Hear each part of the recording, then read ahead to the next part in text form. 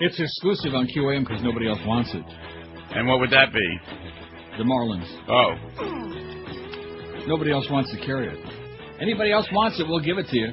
As long as you pay the rights, we don't want it. By the way, David Sampson won't be filling in for you Friday. I understand that, yeah. Somebody forgot to tell you that. Yeah. This place is unbelievable. You know what? I would agree. I just had quite a conversation with Clarence. Unbelievable. You know what? It's a question of whether bad management is better than no management at all. Right. That's right. That, you know something? I told George that back when Greg announced that he was going to be our consultant. It's just outrageous. You know what? I said, be careful what you just hang you out to dry. They yeah. set you up for failure here. Right. That's exactly right. I was just telling Josh Cordes that. That's exactly right. You have got to be so good to overcome them. And even then you can't do it. Right.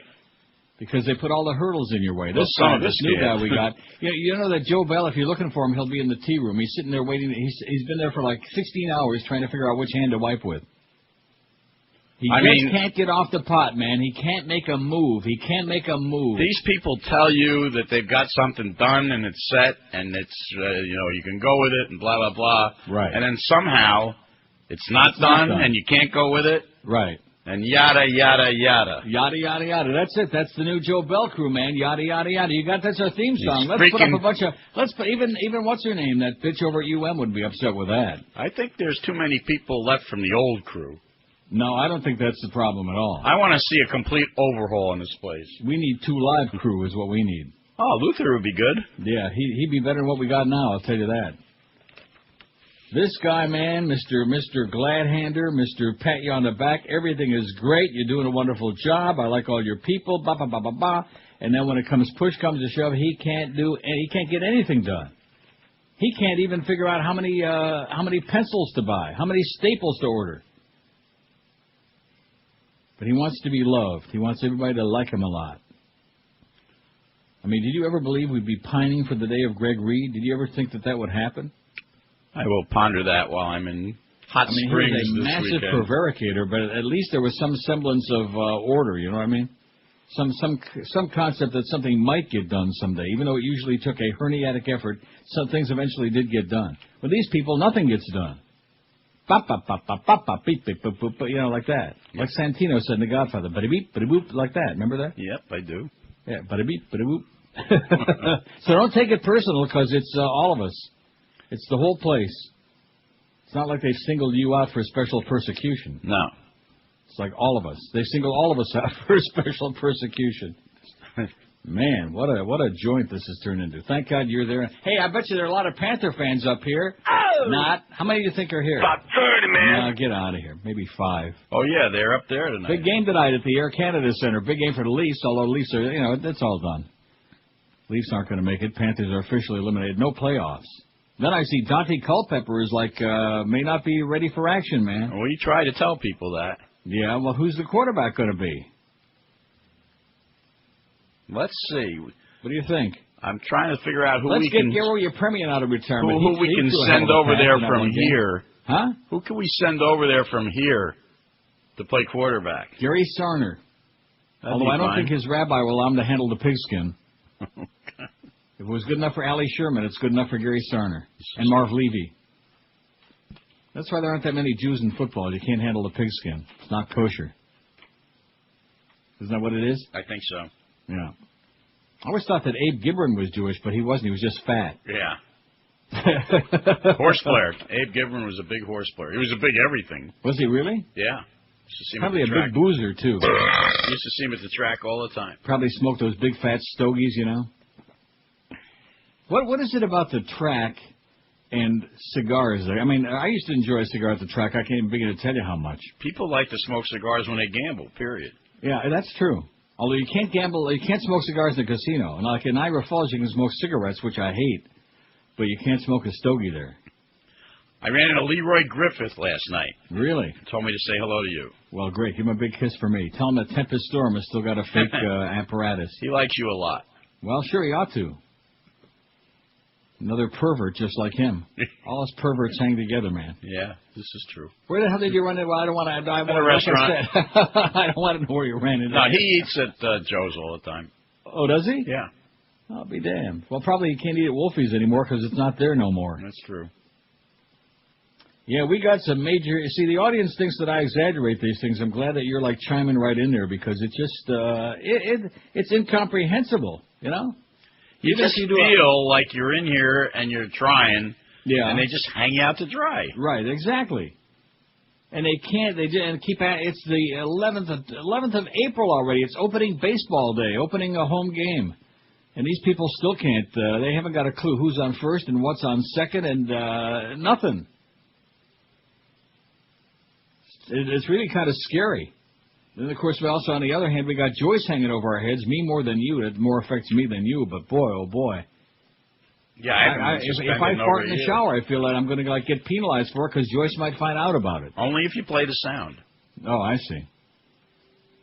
Yeah, so I'm imagining we got a beautiful day today for all the Florida people coming for the big hockey game tonight at the Air Canada Center, the Florida Panthers and Toronto Maple Leafs. It's going to be sunny and 63 today. Not bad. Nicest day of the year. Yesterday was pretty nice, too. I'd like to go somewhere where there's good weather. No, they just changed it again. 65, 18 Celsius, sunny and 65. All right. You like to go where? Somewhere where there's good weather. Oh. My last two trips have not been so good weather-wise. Well, you're going to Arkansas. Couldn't be too bad there. Hot Springs? Yeah, probably a tornado will hit while I'm there. Now, you see, they've got you in this negative frame of mind. That's right. You got to snap out of it. It's the negative vibes around here. Let's see. I'm going to do a thing here. Hot Springs weather. Don't tell me.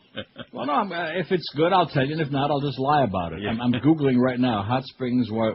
Another lie? I couldn't take it. Hot Springs conditions. There's not going to be a hurricane. Huh?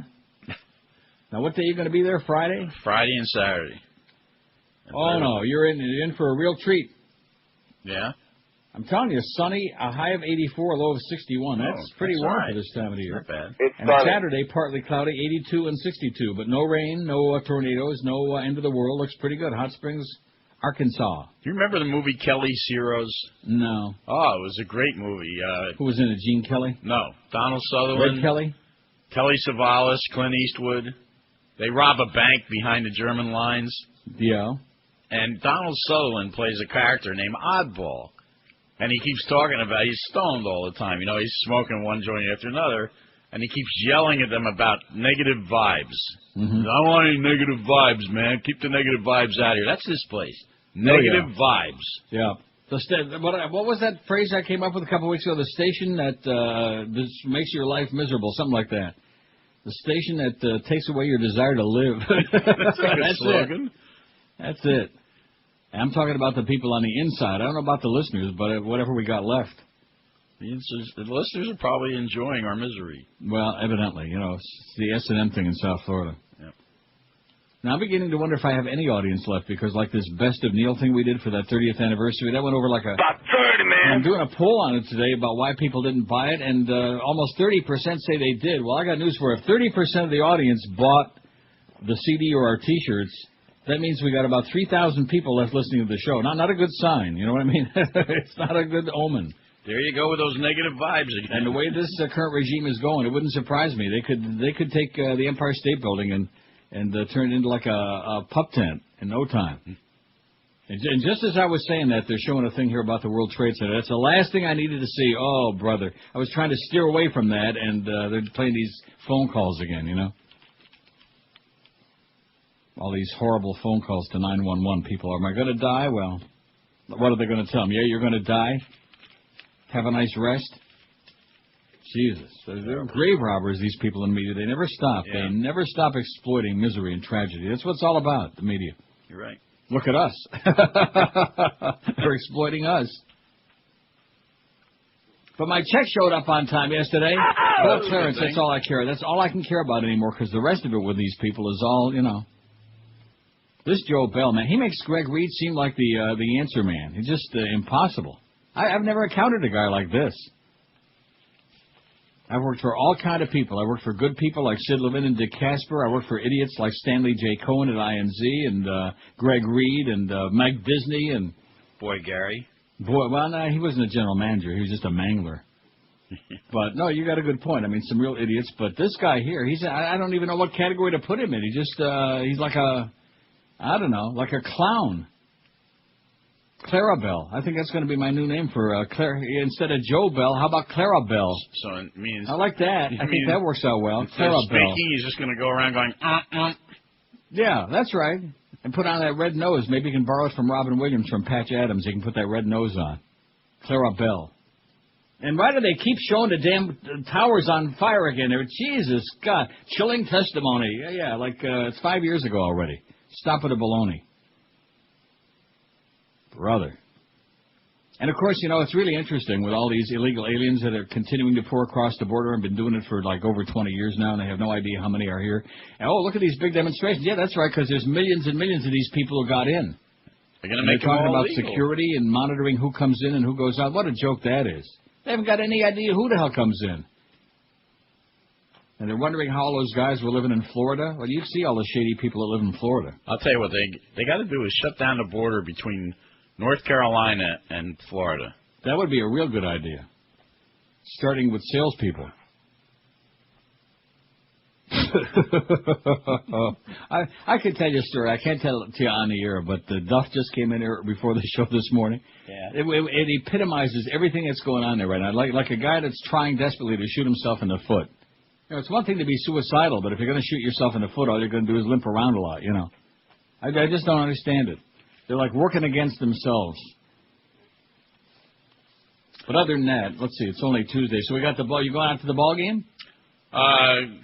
They're having a station party out there. Really? I wasn't invited for that. I might have come down for it. You would have? Not. They would have probably paid your way. No. Fly Neil in for a day? We got the Crow on at 2 o'clock, 2 to 3:30. We got the Crow, baby. Now we're going to be dangerous. The baseball season's underway. We got the Crow. That's where you see some arm problems? Right. So you're not going, is that what you're saying?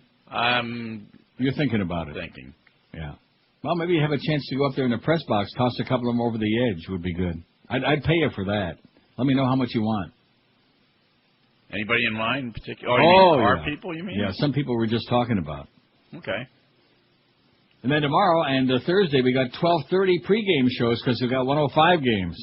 And I still say that's because of the scheduling. People are questioning that because of Pesach. They don't want to have like night games on Passover and piss off all the Jews. And so the kids are out of school this week too. Yeah. And that's another thing. Oh, so there's another thing they can do it. They don't have to piss off the Jews, and all the kids can go out and watch a great team. Two bad teams. Actually, the Marlins have a chance against the Padres. I see the Padres also are 1-4. Yes, they are. And the Panthers and Leafs here at the Air Canada Center tonight. Two teams that aren't going to make the playoffs. Two badly mismanaged teams, organizations, as they say in the business, the organization. Mm-hmm. Leafs are going to wind up paying Ed Belfour $11 million for this past season for his crappy play. They're going to have to buy him out for $1.5 million, and then with all the whatever they had to pay him, it's going to total $11 million for a 40-year-old stiff with a bad back. He ain't no Johnny Bauer, I'll tell you that. Oh, you're talking about our old sales manager? 40-year-old stiff with a bad back? That's bad. Next year, I know you're going. I know you're on your way to get. No, I'm not. Yeah, you were. Out of sight, out of mind, man. Even on a poll about who the hell they hate the other day, he didn't do all that well. Out of sight, out of mind. They hate Rick Sanchez like poison. They really despise him. In fact, Mo was right on your ass. If I'd let it go a little bit longer, he'd have passed you like you were sitting still. Mo. Yeah. He was a late addition. I'm starting to miss him a little bit, you know. I know that sounds bizarre, but in kind of a sick way, I'm almost missing him. Not because he was good or had any numbers, just because at least, I don't know, at least there was a little variety. You could count on him being there. Huh? You could count on him being there. Yeah, there you go. Yeah, that's right. Even if we all hated him like poison, and we did, at least we knew he'd be there. At least the audience knew what to expect, what to fear. Now it's like, hey, what are you clowns doing today, you know? And usually it's... Well, one good thing, I told Clarence we already got enough squeaky voices on the air, so we didn't need David Sampson on there anyway on Friday. So I understand a lot of hate calls for Jeffrey Loria this morning. Is that correct? Not terrible. No? No. Actually, he said something that's, he's finally going to get involved in this whole thing. See what he can do. People want to see the owner. He's going to get involved in what? Talking with people around town to try to get a place. Oh, I see. Try to have us build him a stadium. Yeah. Hey, Jeffrey, guess what? No. Ain't going to happen, sweetheart. Better con artists than you have tried the same scam, and it hasn't worked, and it's not going to work for you either. There is no chance that the public is going to put up a single dime to build these people a stadium. None. Zero. I don't care how much Greg Kotex whines and carries on. Ain't going to happen. Especially after they slap the public in the face, you know what I mean? How dare you people not show up? And you're belly aching about where I'm moving to San Antonio or wherever. Well, if you don't want to show up, they're not going to show up. What their pimps at the Herald, right? They've been through this already. Oh, yeah, Kotex, did you see that blog of his today about, well, if you're not going to be there, why not, And I noticed the responses to that, they're all negative. Even one guy says he will be there just to boo Sampson and Loria, and that'll be the only time he'll go all year long.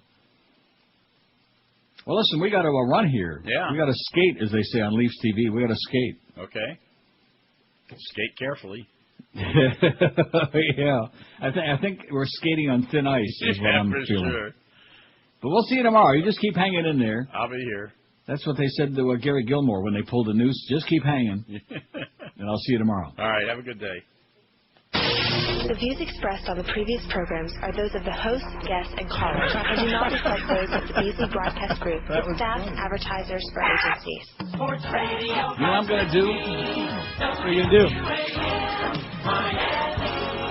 By the way, George is on vacation this week, and there's no... Oh, you're playing the Open? Oh, I'm sorry. Stepping on the Open. Did you want me to cut it? Cut it. Well, no, because it's already 10:15. What I'm going to do instead of playing that thing, because I'm playing a long bit, and I just realized if I played that, we'd already be time almost for the second break. Well, we got all whipped up there, We were like emotional and working on a sob story there, Hank and me. Just very sad, very, very sad, disappointing what we got there now. But they're taking good care of you, I see, though. Oh yeah. Not. Do you notice how much response I got from Clarence on that? Did you count the seconds? Not that he was doing a tap dance to avoid talking about it. They don't care about our people. That's all. They talk a good game. They don't care about any people. And what they do care about is I have no idea, but that's the QM effing way. So it's been nice being with you all. I'm really thinking that 30th anniversary, if I'd have been smart, that would have been it. That would have been my swan song. Wouldn't that have been a smart thing to do? Perhaps. Yeah. In retrospect, I'm looking back now. It was March the 1st. I'm thinking, boy, that would have been a great time to hang it up, as opposed to going out like a fool and a clown like we're all going to do. When you got Clarabelle running the joint, we're all going to wind up being clowns. 10:16 at QAM. Happy Tuesday to you. Opening Marlins Day. All you punk kids go out there and go to a ball game, man. Get some of them stale hot dogs.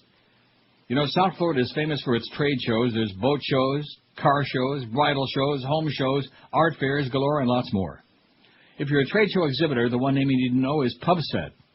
PubSet creates the absolute top-of-the-line attention-grabbing steal customers from the competition trade show displays. Call 954-772-7275 right now, and PubSet will get you set for success. When it comes to design, printing, posters, banners, and especially trade show displays, PubSet has been the very best for 14 years. Call 954-772-7275. Write it down. 954-772-7275 for PubSet. From design to setup, PubSet can handle all your trade show needs. Rest assured, PubSet will separate you from the competition. Don't look second-rate like us here at QAM. You only get one chance to look great. PubSet is the way to do it. Call 954-772-7275 or go to PubSetSF.com. For top-notch design, trade show graphics, and displays, PubSet be the way to go. Look for my picture on their building. You'll pee in your pants. It's along Dixie Highway, just north of Commercial. Call PubSet today, 954-772-7275. This is Neil Rogers. This is 560 QAM. This is the most disgusting program. I urge everyone to complain to this station. They say our love is taboo, that what we're doing is wrong. But I don't care what they say, 'cause my love is so strong. They tell us we should be ashamed, We're not husband and wife, but I cherish each moment with you. I'm so glad you're in my life. You family.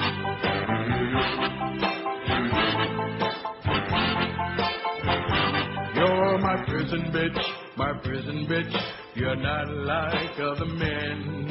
I'm glad we share a prison cell when lights go out at 10. I can't accept the way I feel, now that would be a crime. As long as I am doing you, I don't mind doing time. 'Cause you're my prison bitch, and I have no regrets. I got you for a candy bar and a pack of cigarettes. At first you were resistant, but now you are my friend. I knew that I would get you in the end. Prison bitch. I guess that you were sent from up above. Yeah. Prison bitch. And now you are my prisoner of love. I'm your prison bitch, and you're a sex machine. I only have one request. How about some Vaseline? Shut up! I'm tired of this prison cell. I need to get away.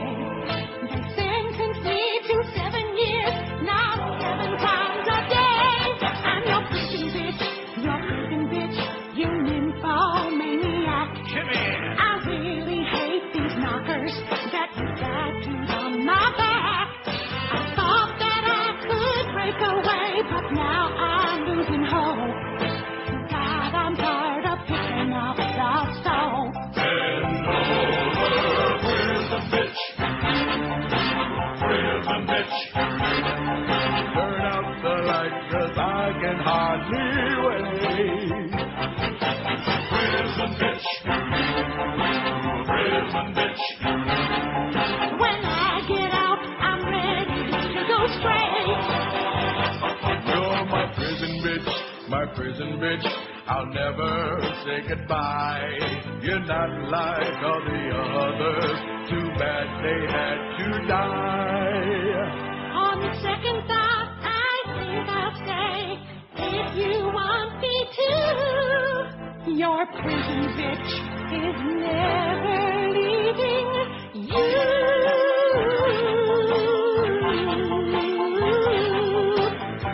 Yeah, first you were my cellmate, but now you're my soulmate. So come here, baby. Come here. Oh, no, not again. No, I know why they call you a hardened criminal. Hang on. You're about to find out why they call this the pokey. Rectum.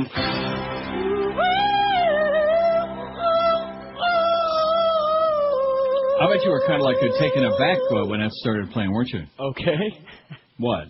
We're about ready for the next break. No, but what I'm saying is that I'm starting to scour through my DCS here through these 80,000 bits, and I'm listening, and even forget about FCC, even based on Joyce regulations over and above the top, right? I'm finding things that I don't find anything in there that's objectionable. You know what I'm saying, that you could object to? So I'm going to play them. All right.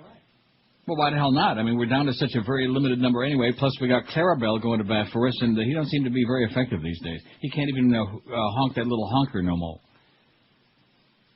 So it's just me and Josh against the world today because Miguel is out playing hot shot at the ballpark.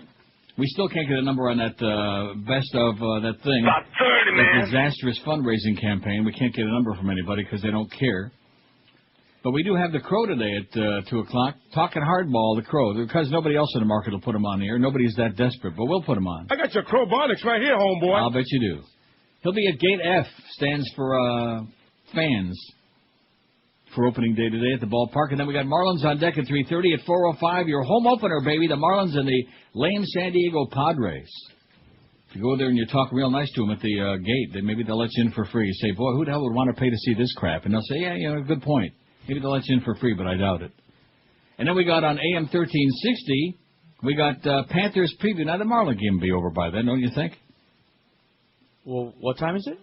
The game starts at 4:05, and the Panther preview is at 7. Maybe. We'll see. Opening You're saying day. we're gonna have Well, see, opening day, I figure it probably started about 4:30. Oh. Really? For what? About 30, man. Oh. And who knows? You know, baseball is one of those games. Yeah, maybe extra innings. Maybe a 15-inning marathon, but it's unlikely. At any rate, the Panther and preview against the Leafs here at Maple Leaf at Air Canada Center. Excuse me. Will be at 7 o'clock. 7:30. The Panthers and the Make Believes, and that'll probably be on QM because certainly by then that damn baseball game will be over already. So we can get the important Panther game on, who've already been eliminated, and the Leafs not officially, but they will be very soon, including maybe certainly this week. All I can say is another break already. Well, that's the way it goes.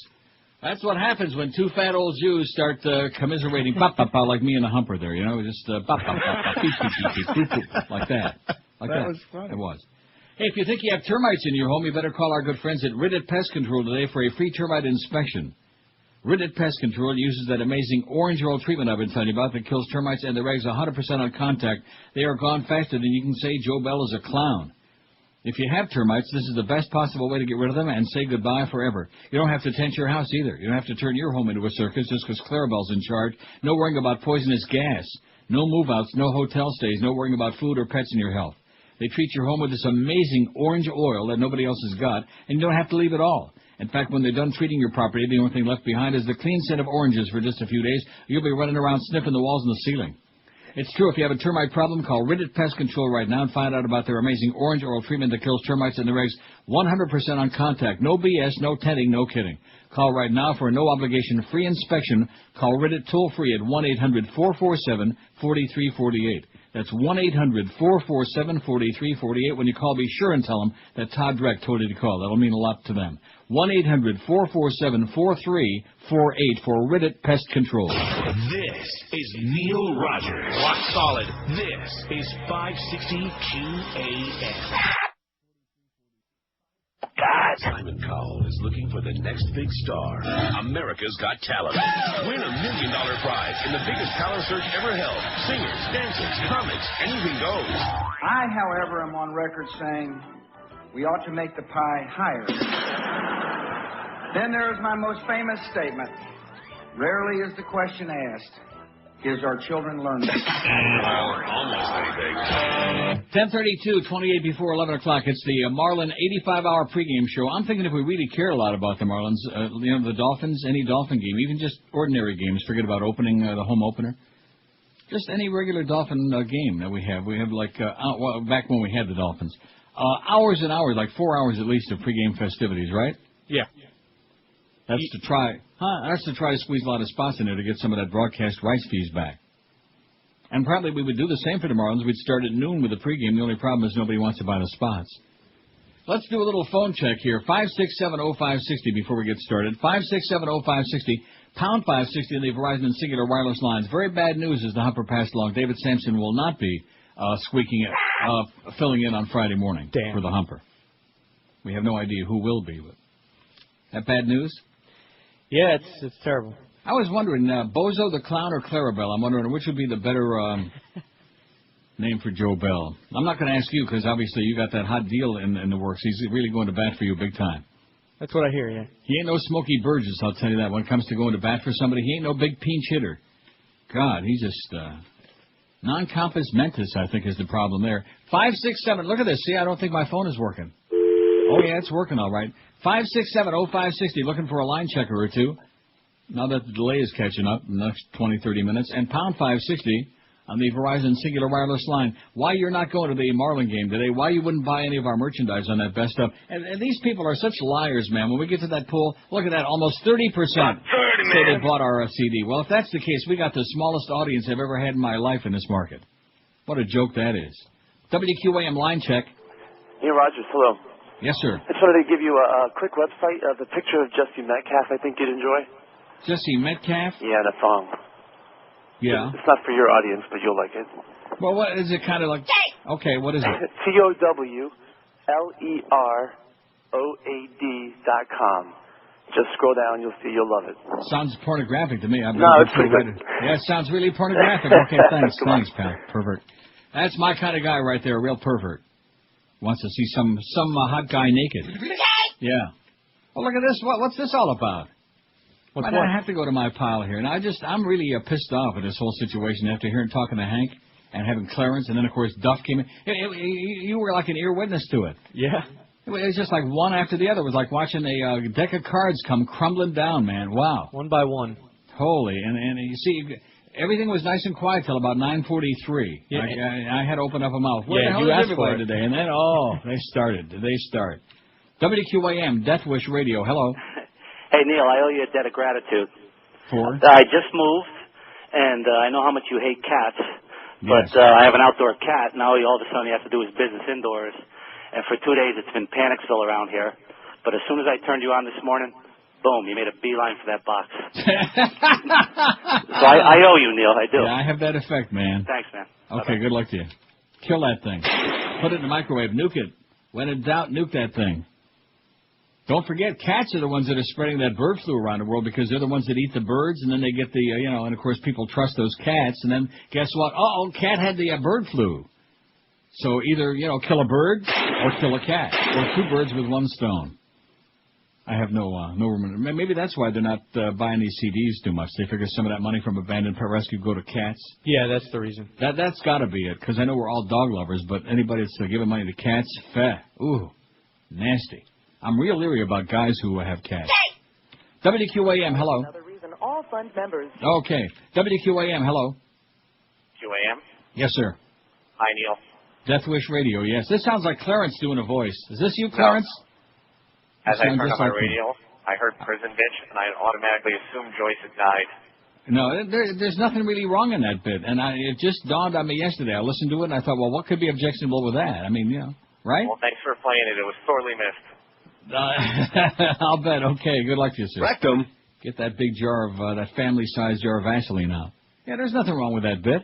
I agree. The problem is I agree. Even you didn't hit the button, I hope. No, I didn't. There's nothing there, although I'm sure that you would like doing a little green apple quick step in your seat, but... a little bit, Listen to it, and I thought, well, what could be wrong with that? It's very generic, what it refers to. It's very generic.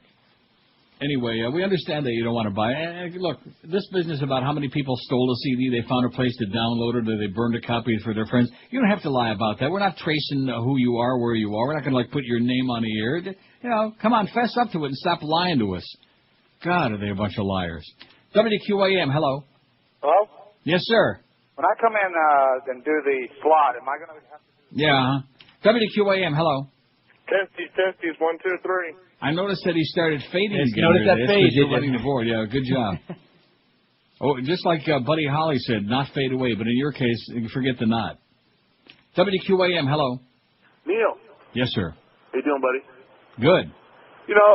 A couple of things real quick. I'm just curious. I know you haven't been talking about it lately, but I'm assuming that you're up in Canada and you're enjoying yourself.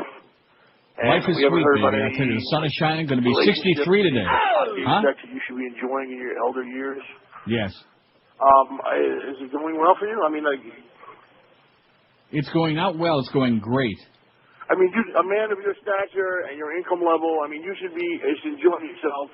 And I hope you are. I'm serious. I'm not screwing with you. I'm serious. And if it weren't for QAM, man, my life would be perfect. If it weren't for that place, they're the only pimple on my life.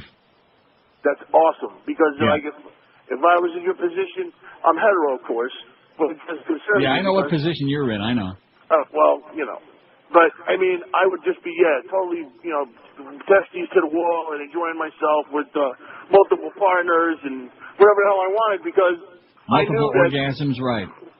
Hell yeah, man! I'm totally proud of you. I've been listening to you since I was a kid, and I've heard you through all the phases, and you deserve everything you have, my friend. Have you been hearing the our moronic leader's replies about if we can just on his own he can bypass the laws and all that? Right. Well, that's right. We don't have a president anymore. We have a dictator, right? Exactly. I'm glad you're in Canada. Sound very upbeat. I'm glad another reason to be away from there. Well, good luck to you, Pally. I'll You're pray the best, for you. Neil. I love you, brother. I'll pray for you. Well, there's a good guy, and he actually sounded like somewhat sincere, which is shocking in South Florida. Yeah, he may. I have no complaints other than that place. which I'm thinking after that long summer schedule, man, of only doing 2 days a week, at that point I might have a surprise announcement for them, because this Joe Bell, I don't know how long he thinks he can keep doing this, you know. Sooner or later you got to pay the piper, you know what I mean? It's like paying your bills. It's the same thing. You can stall, you can make excuses, and then sooner or later, and usually sooner, they like cut off your phone or cut off your electric or your satellite. With all these things happen at QAM because they don't pay their bills.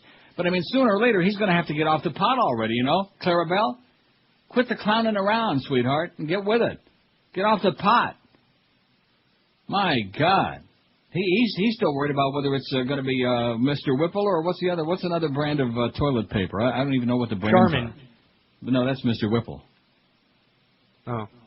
See, that's the only one we know. Yeah, I'm pretty stuck then. Well, that Mr. Whipple, man, even though the guy's dead, he had quite an impact on our lives. Don't squeeze it, and the paper either.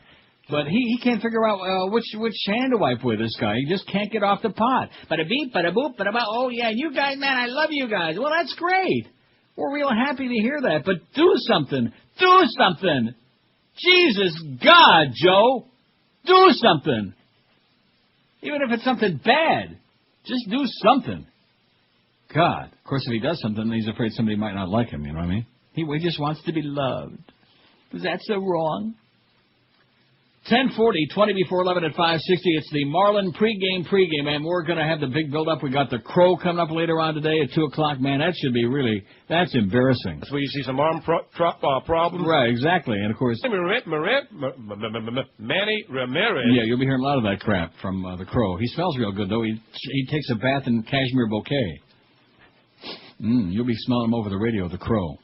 As a matter of fact, if you want to smell him up close and personal, just go out to Gate F at the stadium for opening day. You don't have to go up, just go to Gate F. That's right. Don't even have to get within like 100 yards of him, and you'll smell it a mile away. Oh, man, cashmere bouquet must be the Crow. So he's at Gate F as the Crow flies. You know, being outdoors, like being at Gate F in South Florida, you need comfortable shoes to take good care of your tootsies. So the only place to go is Brandy Shoes in prestigious Pompano Beach. Brandy's carries all the major brands like Florsheim, Echo Mephisto, Rockport, Hush Puppies, New Balance, all the other names in the shoe business that you know and love, in all sizes, by the way, for men and women. They even carry wide widths if you have big, fat, platypus-type feet, and hard-to-find sizes, too. Brandy's Shoes is the largest independent shoe retailer all of South Florida, and when you go into Brandy's and you see the selection and value you get and the nice treatment you get, you'll understand why I've raved about them for years. Brandy's is the best. Go see our good friend Arnie. He'll get you the right fit at the right price every time. And unlike those department stores where you wait around for a sales hole to take care of you, and then they finally tell you that the style you like isn't on the shelf in your size, the only thing they do at Brandy's is shoes. That's all they do, so you don't have to worry about size, selection, or service. You want it, they got it, and at unbeatable prices, too. Brandy's Shoes, you'll find Brandy's at 1290 North Federal Highway in Pompano Beach, right between Atlantic and Copans on the east side. Can't miss it. They're open every day of the week, Monday through Saturday till 9, every Sunday till 5. And this week at Brandy's is a stupendous time to buy SAS. Save $20 to $40 a pair on all great men's and women's styles, so be sure to get your ass into Brandy's this week or shop on their website at brandysshoes.com. This is Neil Rogers. This is 560 QAM. You've just found your new home for soft rock. Super Light! When you want the best, soft and easy favorite. Soft and easy. Super Light, 94.6 FM. Super Light. Mariah Carey! Celine Dion. Oreo Speedwagon. James Taylor.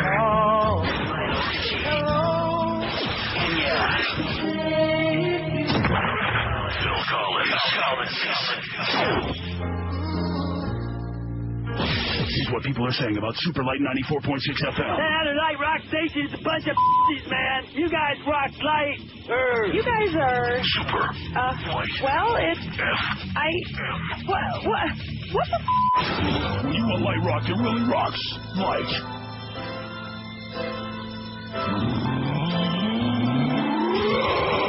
Superlight 94.6 FM. It's 10:45. That's where Josh is going to be working at Super Light pretty soon. At least that's his paycheck. All Super right. Light. I'll get ready. Okay, we can't figure out what's going on with anybody, and that's because we can't get any answers. I just sent another email to Norma Kent. She's not responding either, so things are not going swimmingly well at QM. To answer the guy that called a minute ago, Everything else in my life, it couldn't be better, okay? I mean, I could weigh a little bit less, but my weight's pretty good, around 190-ish. Not too bad for me, 189. I got that pasta. I'm eating it almost every day. All right. Life is sweet, baby, except for QAM. That's the one chigger in the woodpile. It's a real thorn in my ass, or like a big, big burr in my saddle, as they said in that movie. Here's the poll from yesterday. Who do you hate the most? Another one of those very popular South Florida hate polls. 1,433 votes. I don't hate anybody. 288. 20% said that. We don't believe any of you. Rick Sanchez, 286. Boy, they hate him like poison. Out of sight, but definitely not out of mind. They got the Rick Sanchez voodoo dolls, and they keep sticking them in them little cars, you know, and then running them over. I hate this pool, 175. Wouldn't that be nice? A Rick Sanchez pedestrian doll, and you just stick it in your driveway and keep running it over and over again, backing up over it. Hate this pool, 175. Joyce, 143. The Antichrist in Naples. Joyce, the self-appointed censor, wouldn't know a radio if you shoved 6,000 of them up her ass. Dan Levastard, 110. Mr. Ego, Steve Kane, 70, which I'm surprised that many people still remember who he was. Paul Castronova, 64. Poor little George, 64. We're working that deal out for George, man. They're hammering it out. They're hammering it, believe me, as we speak. I like George. We've got to take care of George, yeah. Hank, 62, the humper. Mo Howard David, it was a late edition. He's got 56. As in 256, and boy, do they miss him or what? Joe Zagacki, 42. Yours truly, 26. Greg Reed, 16. Geldy Geldstein, 14. Joey Reynolds, 11. Boy, long gone, but definitely not out of mind. Joe Bell, Clara Bell's got 4, and Jim DeFetus has got 2. He's got a face for a piano case, I guess. Boy, have you seen him? No. Boy, when you ever, on Channel 4, if you ever come across him on there, you'll wonder who the hell took a puke at him and thought he belongs on television. Tough to look at? Oh, tough to look at. Man, he makes the humper look like Miss Twiggy. Why didn't or won't you buy Neil's anniversary CD and or T-shirt? We asked on the poll today. I asked because I'm just kind of curious. And I still can't get a number what we got. 21,000, 22. I don't know what we got. Yeah, let's go with 22. You think? Sure, why not? No, but I have no number. Well, me neither. Of course, who the hell doesn't like a good number? Well, that's because Miguel is busy at the ballpark today, and this one is doing this, and Duff is busy trying to, destroy the couple of accounts he's got. Oh, man, talk about a place with a death wish. Even Charles Bronson's embarrassed. God, just an incredible. Anyway, see, your people lie like crazy. 212, we got 740 votes. We'll make 1,000 easy. 212 of you say, oh, I did buy that. That's 28.6%. Well, you know as well as I do, that's almost 30% of the audience. About 30, man. Claims that they bought that merchandise. If that's the case, either we have no audience left at all, which is certainly possible the way this regime's going, or you're lying a lot. I'm going to go with the option number 2. Yeah. I mean, why do you have to lie? I'm not looking here for you to make me feel good. Why do you want to lie about it? You didn't buy crap, okay? This is the worst fundraiser, and I'm so sorry I ever got involved in it. In fact, look at that puppy there on CNN right now. Dog meditation helps owner and pet alike. They got a little puppy on there. Okay. See, and the dog is sitting in Mrs. Limbaugh's lap and is sniffing like, oh, man, something rotten's been here. I did, 212. You lie. Don't tell me you bought CDs, T-shirts, any of that garbage. I'm too cheap, 175. See, that's an honest answer. I can handle that. That's why I put it on there. I made this poll up. Too cheap. Don't want to cut loose with $20. Even after 30 years of free entertainment from that fat slob, I still don't want to give you $20. How's that? Don't want that, Schmidt, 137. There's another honest answer. Who the hell wants that stuff? That's a great CD, and the T-shirt's really neat. I like it. I hate this poll, 95. Please, no more charity stick, 83. I voted for that. No more. No mas, please. Stole the CD, 24. See, that's an honest answer. They found a place to download it from, or they burned a CD from their buddy, or whatever it was. Stole 24. And don't give to charity, 15. Cheap. Don't give to charity. I mean, what is that? I don't give to charity? Who ever heard of such a thing? People in South Florida? Oh, I've heard of it. Cheap bastards. Oh, where's the early bird? Can I have something for free, Neil? Can we have some of those free tickets? Bunch of freeloaders, man. It's just unbelievable. But, boy, every single time that we've ever done a fundraiser in the past, whether it was Camillus House, Center 1, Abandoned Pet Rescue, always we could depend on like 60, 80, 100 grand. The QAM less so than, because the rest of the station IOD would participate. It was like a team effort, right, as opposed to here where we're the odd man out. It's definitely a little different. Right, a lot different, because we don't get any help, any cooperation, because we're not a sports show. God, how sad. I think what we're going to have to do is auction off the remaining merchandise on eBay. Or maybe give it to somebody to auction off on eBay and she can pocket the profits. So don't keep lying to us on this poll here. I mean, you know, if you're going to vote on there, give me an honest answer. Maybe there's another choice. Maybe how about the CD sucks? Okay, I can put that on there. Maybe they don't like the selections on there. I mean, it doesn't suck. It's like, in fact, the stuff. Well, that would fall under the I did category. I mean, if they think it sucks, they bought it. No. No. What? You know what I'm saying? I mean, they have the CD. No, you don't understand. You're missing my point. In other words, they're looking at the selections of the tracks. They're going online. It's got the list of the tracks. Right. And they don't like what's on there, so they don't want to buy it. Okay. Oh, no, the people that bought it aren't going to say the CD sucks. That's ridiculous. I mean, now you're giving them a ridiculous way out. You're starting to get like Duff now. You're like counter-selling against ourselves. No, I'm talking about the people that saw what was on it and then they think it sucks, so they don't want to buy it.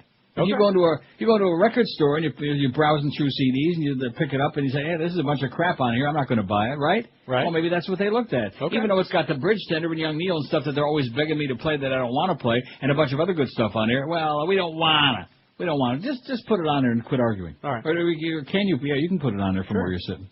Well, we haven't got anybody in the other room, so don't send any faxes in because there's nobody to send any faxes along. Oh, I'll just, jog over there in the break. During the break you can jog in and, schlep it along.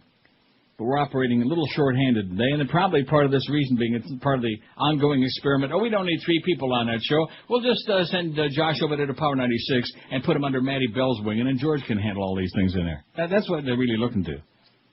They got 16 people doing the show in the morning, about 75 people doing the afternoon shows. Take a look at those numbers, by the way. And we got 3 people, and that's it. And Boca Brian and Chicken Neck, and that's all. That's our staff. And they still don't want to take care of them. Well, we're paying that fat guy. Yeah, well, you know something? You made the deal, okay? Just keep the checks coming. Oh, I'm thinking very seriously, like Josh suggested, the end of the summertime when that summer schedule's over, like around Labor Day. Guess what, folks? It's been really great. Thanks for the memories. Bye-bye. Get lost, you know? I got a couple of bucks put away. And between now and then, look at all the money I'm going to win at Woodbine. WQAM, hello. Hi, Neil. I was calling about the CDs, and I wanted to let you know that I did buy one. Yes. What I did was I met the van at one of the locations, and I really was looking for the Eisner bit. And I thought for sure they were going to be on the about 30-man CD, and it turned out they weren't. But I don't know who was in the van. They had older CDs that had them on there, so I ended up buying both. Really? But I think that might be one of the reasons why maybe the results haven't been, up to standard. Is because standard? They've been a disaster. But if you had the body augmentation phoner, if you had the Jack in the Box thing. I know I have my specific favorites, and if those were on there, I'd buy one. Yeah. All right, Neil. Okay, we'll send Michael Eisner to your house, and he'll do a number for it. Okay, get out of here. Thanks for your help, Pally. There's a guy that bought more than one thing. Yeah, well, you see, they didn't really want to do the van hits. See, one of the things that goes on here, and the fact George is on vacation this week is a good thing.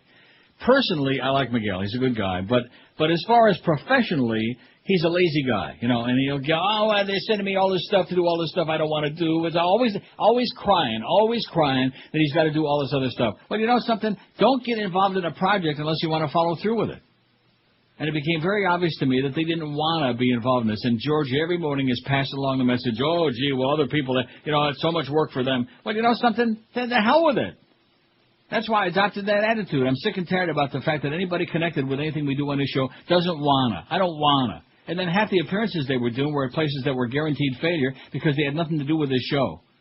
They had to do with promises that salespeople made to certain clients that don't even advertise on this show. Oh, yeah, we're going to send the van by. Miguel's going to be there stripping naked and doing all kinds of sex acts on your parking lot, and it's going to be really great, Yeah. Well, what's that got to do with us? Nothing. And in reference to the caller, I mean, we tried to put bits on there that weren't on all the other CDs. Right. I mean, there's plenty of, but the guy made a good point, and that is they had some of the older ones, and he found what he was looking for on there. Now, in addition to which, see, part of the problem with this is it's like you may like the Guess Who, just as an example, okay? Okay. Maybe you love the Guess, which I do like the Guess Who. At least the music. I can't stand Burton Cummings after that experience at Woodbine. But But if you go out and you find like the best of the Guess Who, you know what I'm saying? Right. And you look at the selection, and there are like a couple of songs on there like that aren't there. And you think, well, those are my favorite songs. They're not on here. I'm not going to buy it. See what I'm saying? Sure. I can see that. Yeah. And that's the way it works. But we can't put them all on there. But the fact of the matter is we've had so many of these CDs, and a lot of the other ones have been on previous ones. And, you know, how many people are going to buy overlaps? Good point. Right. So the fact that they already got the bridge tender, they already got young Neil, they already got old Neil, they already got whatever. You know, enough is enough. That's why I didn't want to do it anymore in the first place. I said no. And then that Duff. Oh, brother, that one. Eisner? I should have ripped him an ass about that this morning when he was in there giving me a double talk. I'll tell you one thing, man. We got a clown as general manager, and we got a double talker as the new sales hole. Ba-da-beep, ba-da-boop, ba-da-bop. Where he's like, he's counter-selling. He's selling against himself. He's selling one client, and then he goes and sells against himself. That's like my coming on here and telling you about the two greatest Chinese restaurants in town, you know, or the two greatest shoe stores. You know, it's just ridiculous on the face of it. You know what I'm saying? I know what you're saying. How can everything be the greatest? Unless, of course, it's got those peppercorns and Parmesan cheese on it. Why didn't or won't you buy Neil's anniversary CD and or T-shirt? 30 long freaking years, and you cheap bastards, it's right there on our website. Now, maybe the people who go to our website, maybe they're the ones who bought it. You think? I doubt it. I think that's where the bulk of it came from. It is? The website? Yeah. Overall, I think so. Yeah, well, in the beginning. Then it slowed down to a crawl. Yes. 766, I did, 221, almost 29% of our online people. See, the people that go to our website, those are the good people. The rest of the people are like that. That was a raspberry, by the way, Joyce. Big raspberry. I'm too cheap, 179. Don't want that, Schmidt, 144. I hate this pull, 97. Please, no more charity stick, 84. Oh, trust me, have nothing to worry about in that category. No chance. I stole a CD, 24. I stealed it. I don't give it to charity, 16, and it sucks. Well, no, what do you mean it? There's two things there, the T-shirt, what did I say? T-shirt and the CD. The CD sucks. And you put it sucks. They know what I mean. Yeah. Better watch it, because Josh is in kind of a surly mood. He's not real happy with the way he's being treated like some kind of a lemming, some kind of a rubber ball. Maybe kind of like that rubber ball in Joyce's mouth. This is Neil Rogers. I don't think you want to be there. This is 560 QAM. This is the Neil Rogers Show. This is your brain. Any questions? Itchy nipples. Hey, what causes that? Itchy nipples. Like a biting gnat. Itchy nipples. It hurts to scratch them. They're sensitive. This is an awful way to live. You failed. Swollen knocker topper. Somebody should call Crime Stoppers. Wonder if I have Ebola. Itchy, scratchy areola.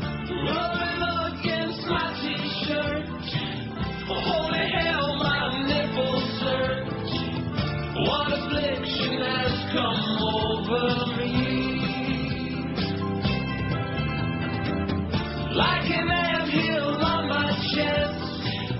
Something bad has made a nest on my poor innocent man boobie. My aching twosome. There's no relief. I know it's gruesome. It causes grief. Knocker topper. Somebody should call Crime Stoppers. Flaky white skin on my floppers. Wonder if I have Ebola. Itchy, scratchy areola. Oh, itchy nipples. It's 11:02 at 560 WQAM. We got Talking Hardball with the Crow at 2. Holy cow, am I embarrassed by that. At Gate F opening day at the Marlins there, man. The Marlins, and Jeffrey Loria was on there this morning, bada-beep, bada-boop, bada-bop, and he's going to get involved, and he's going to do this. David Sampson won't be on filling in for the Humper on Friday morning. Humper's going off to Hot Springs, Arkansas. And wasn't that nice of me to get him a nice weather forecast there? And yeah, it turns out it is good forecast. Good stuff. That is good stuff. Man, in the 80s, ought to be really nice in Hot Springs, Arkansas. Well, I mean, you can't have everything. I'm sure that the delis probably aren't the best. Especially at Pesach time. They probably don't have any good matzah pizza there, or matzah whatever.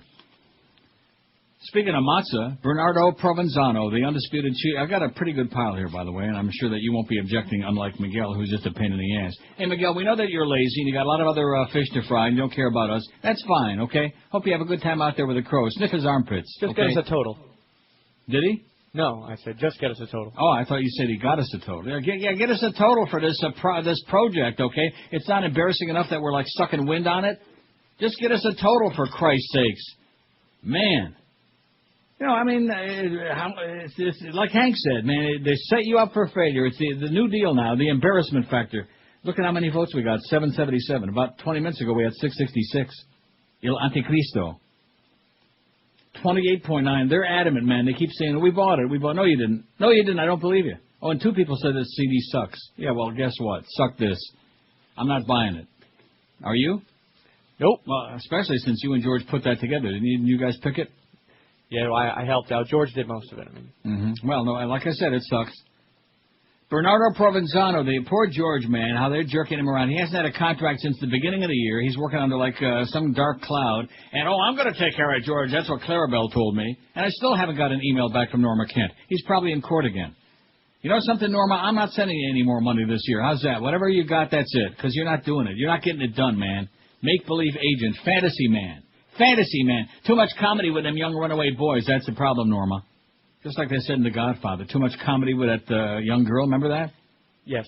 Remember when Marlon Brando said, You can act like a man! What's the matter with you?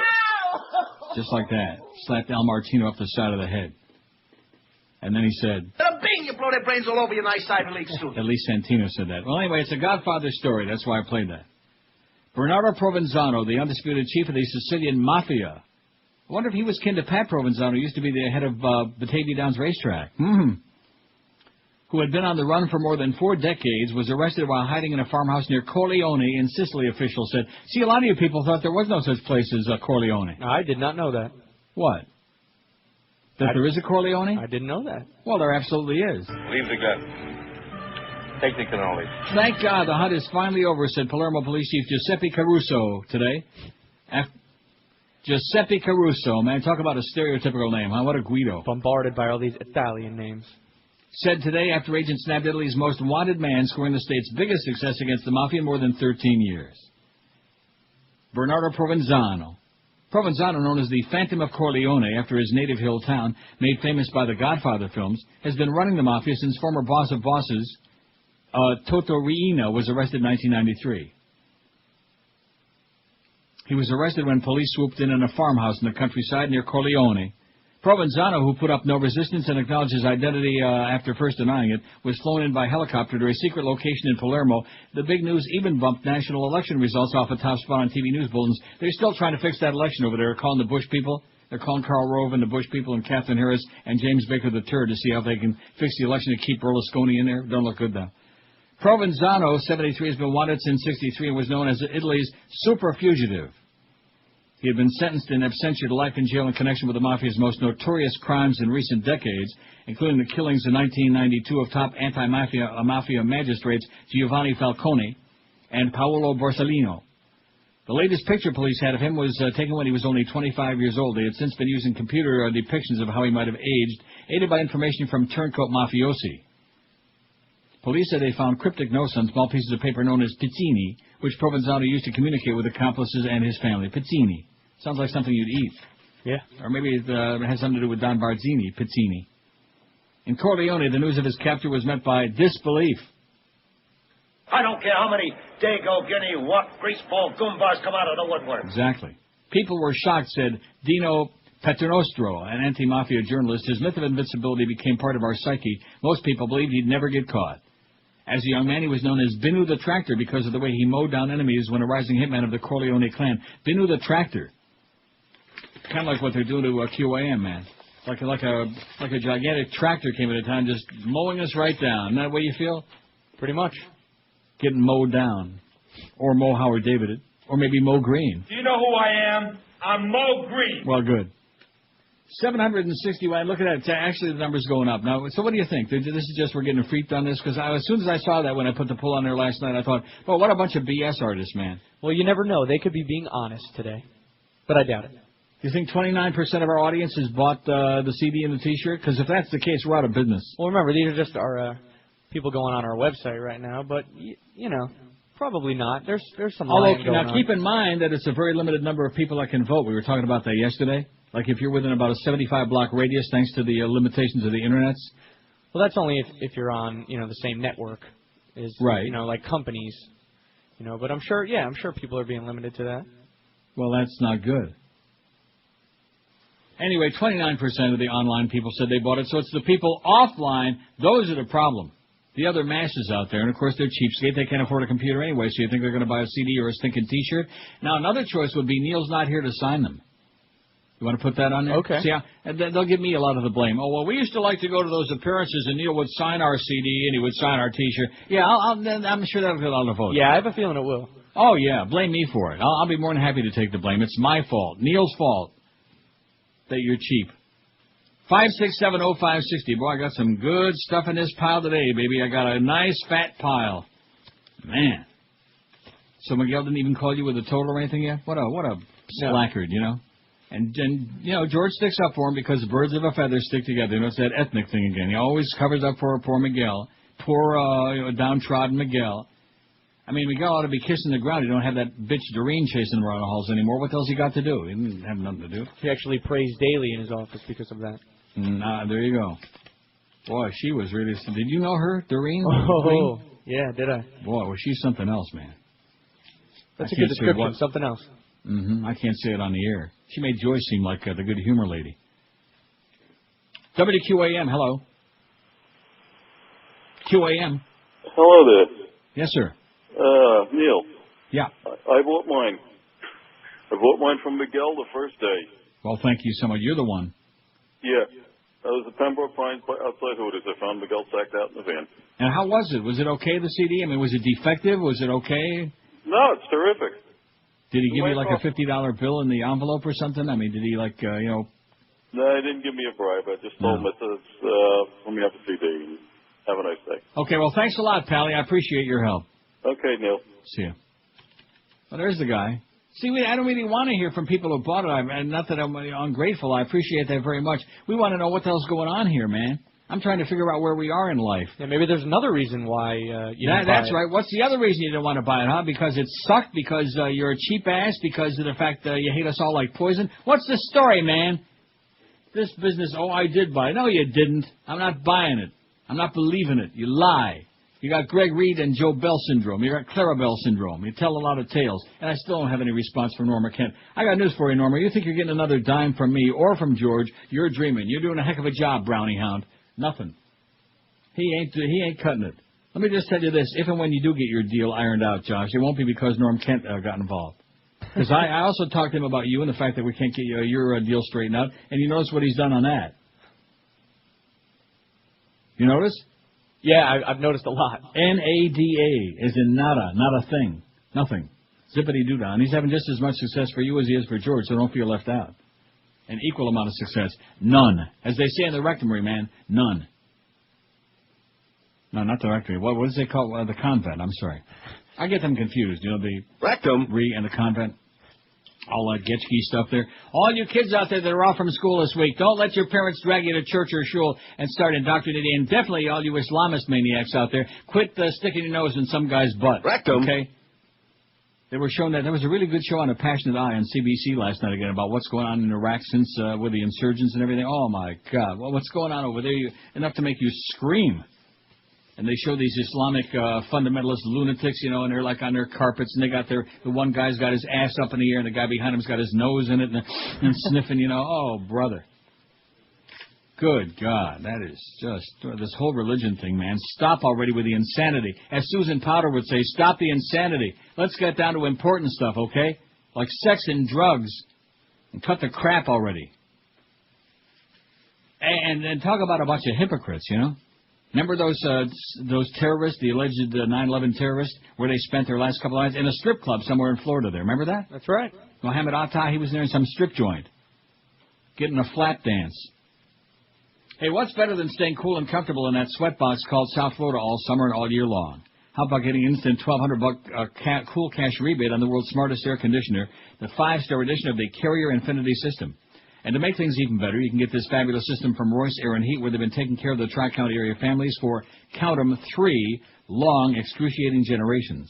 As a Carrier factory-authorized dealer, Royce guarantees your 100% satisfaction, and that guarantee is backed by Carrier, the people who invented air conditioning, and now have come along with the Carrier Infinity system. This one actually performs a daily diagnostic check and then adjusts itself for maximum efficiency. And speaking of maximum efficiency, to maintain it on your present air conditioner, join the Royce Air and Heat Comfort Club. Here's how it works. Twice a year, they come to your house, they inspect and tune up your system. You'll enjoy priority same-day service if you ever have a problem, and 10% off on any needed repairs. All of these things for just $110 a year. So whether you choose the 2-speed Infinity system with Puron or peace of mind all year round with a Comfort Club, either way, make the Royce choice. That's the smart way to go. Royce Air and Heat. Call them toll-free at 1-800-377-0075. Tell them that Troy told you to call. 1-800-377-0075 for Royce Air and Heat. This is Neil Rogers. This is 560 QAM. You fat... Bill? God? Luigi. Yes, Don Mario. I never wanted this for you. I killed Donkey Kong to take care of my family, and I refuse to be a fool, dancing on the joystick held by some pimply teenager. But I thought that when it was your time, that you would be the one to hold the joystick. Senator Luigi, Governor Luigi. Well, it wasn't enough time, and I'm afraid it's game over. Leave the gun. Take the cannoli. Couldn't have said it better myself. The Corleone family from Corleone, Sicilia, huh? How schmaltzy, man. Saw a cooking show from Palermo just the other day, as a matter of fact, on the Food Channel, which I ordinarily don't watch. And I definitely don't watch Iron Chef, okay? It's got nothing to do with the food. That business with Iron Chef. Oh, brother. Well, anyway, George is out this week, so we can rip him in the ass. 805 votes on the poll, and still 28.9% say, oh, we bought it. We did it. We done it. What do you want from us? We did it. That's what they say. Oh, Neil's not here to sign. It's already got one. I bet you Josh voted for that. I did not.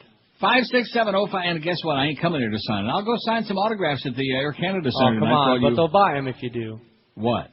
You got to start coming down, doing some of those appearances. Let me finish. I'm going to have a whole bunch of these CDs with me. Not. And I'm going to be standing outside the Air Canada Center at Gate the Z, as in Z.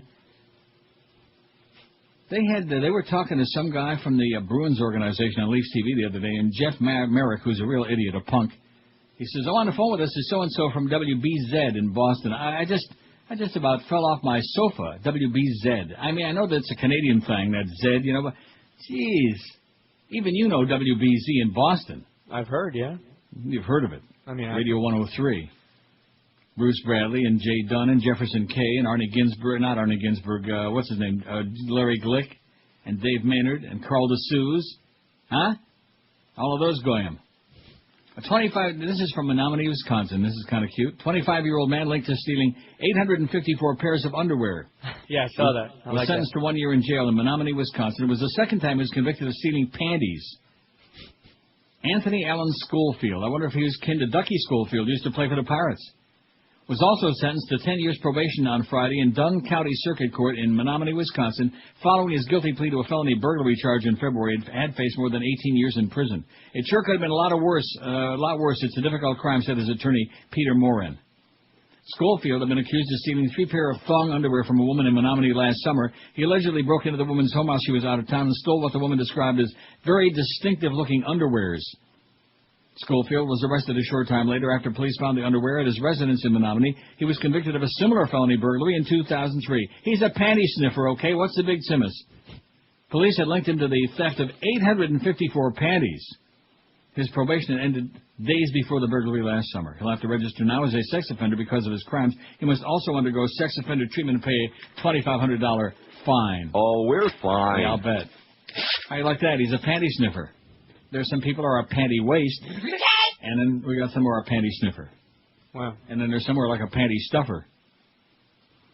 812 votes, 28.8% say, oh, we bought it. Leave us alone. We bought it. No, you didn't. Liars. It's just the rest of the people don't want to say they're too cheap or they don't want it. We're not going to hurt our feelings. We'd rather have a billion people on there saying we're too cheap to do it or we just don't want it. Leave us alone. No more charity sticks. See, that one's moving up a little bit. That's what I voted for. It's a pain in the ass, man. Begging. Going on here and begging. Please. Won't you do it for us? Please. No, they won't.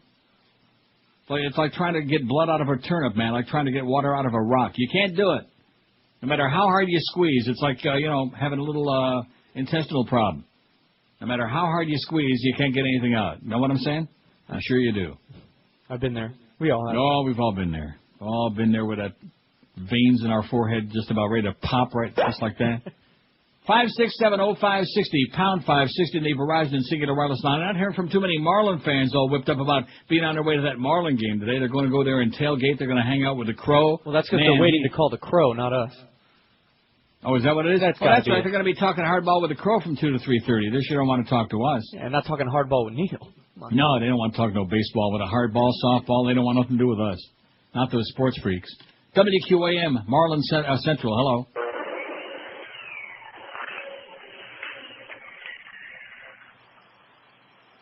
Sound like the vacuum, like a Hoover. Yeah, what Don't get sucked into it. WQAM, hello. Hey, I have an idea for you. Yeah, I bet you do. I got an idea for you, too. That's it. 5670560, pound 560. He didn't fade out real fast, boy. I'm faster than you are today. I'm on top of it. Oh, I had him there. Come on now. Pound 560 in the Verizon Singular Wireless line. See, if we could just eliminate him, life would be so much better all the way around. This is true. I mean, I can put up with Prozac Ron. Even once in a great while, he says something a little bit on the amusing side. About once a year. Well, yeah, maybe once a year, every 10 years. And even Blind Mike, who called in the other day, even he's like maybe about a twice a 6 month kind of a deal. But the other one and his boyfriend, man, those are the ones that I'm going to tell Dick Feinberg to get a hitman. Station him at Pompano Park. We can get a 2-for-1 deal. Him and the G-Man, the other one. We'll call that guy, man. Start stealing the one that keeps going away and coming back. Like a bad penny, keeps coming back over and over again. Over again. Every time you think you got rid of one, and all of a sudden they resurface again, like a bad dream. Like a nightmare. Like Clarabelle. Speaking of nightmare, I still ain't got no message from Norma Kent there. WQAM, hello. QAM. Hey, Neil, how are you? Pretty good. I just want to let you know that we would love to buy these things, but unfortunately, because of disposable income now, we've all got a tax on us with the gas prices. I just put $50 in my truck and didn't even fill it up. And, it's just... Hey, by the way, I'm glad you reminded me. Thank you, Mr. President, for those low gas prices. Thank you. What a jackass. I'll tell you, he stuck his face in a bee's nest, and now they're wondering why they're getting stung. Right. It's just unbelievable. But, I would love to help in any way I can, and I have in the past, but disposable income has all but evaporated. Excellent point. Okay, thanks a lot, Pally. Take care. Okay, let's put that on there, too. We got no money, got no cash. How's that? All right, cool. Now, seriously, I bet there are a lot of people out there who'd be glad to help us out. They just ain't got no cash. This guy cost him about $700 to fill up his tank. Look at that. At least 30 killed in a bombing in Karachi, Pakistan. Oh, man. Those Pakistanis, man. Them and the Saudis. There's where we ought to be directing our attention. Several gigantic nukes might straighten their ass out. All that bull crap. Karachi, Pakistan. Una bomba grande, man. Look at her grabbing body parts and, wow. 820, we're going to add that on there. Oh, Neil's not here to sign at 5. Yeah, my autograph's really worth a lot of money, man. That should be a really good excuse. They just want to see you, man. Well, guess what? Like the Beatles said, you won't see me. You won't see me, you won't smell me, you won't know for me. I don't wanna. Oh, 7 now, Neil's not here. But get that on there, got no cash. Just put it on there. Well, as soon as I refresh it, it'll probably pop up. And this guy, no, he had a very good point. I mean, what would you rather have? Gas in your tank so you can go to work, or would you rather have our stupid-ass CD? Oh. Don't have any cash. Didn't have any yet. It'll get a lot of votes. Here's a great article. I better not start yet because I'll have to interrupt it. Bush declares himself above the law. Has the first American dictatorship already arrived? Man, this is a good one.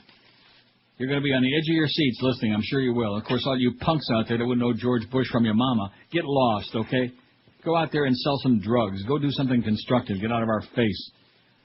All them little silly people, I'm telling you, I can't. I try to be fairly broad-minded, not broad-minded like you. You're broad-minded in a different way, but have an open mind. That's a better way to put it. Keep an open mind. Got to. Especially in being in Toronto most of the year, where there's all these India people and Paki people. Ooh, I'm sorry, Pakistanis, I love them.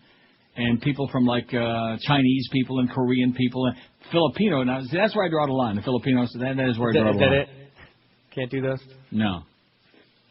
And, of course, not only that, but I draw the line right there, too. Oh, it's a good machine, man. At that point, I draw the line. I'm not like Johnny Cash. I walk the line. I draw the line. I'm going to come out with a song. I draw the line. Yeah. Right about it. You're right at that fine line between where you're standing and my ass is sitting here at the machine, man. Stay away from me. Stay away from me and my machine, man.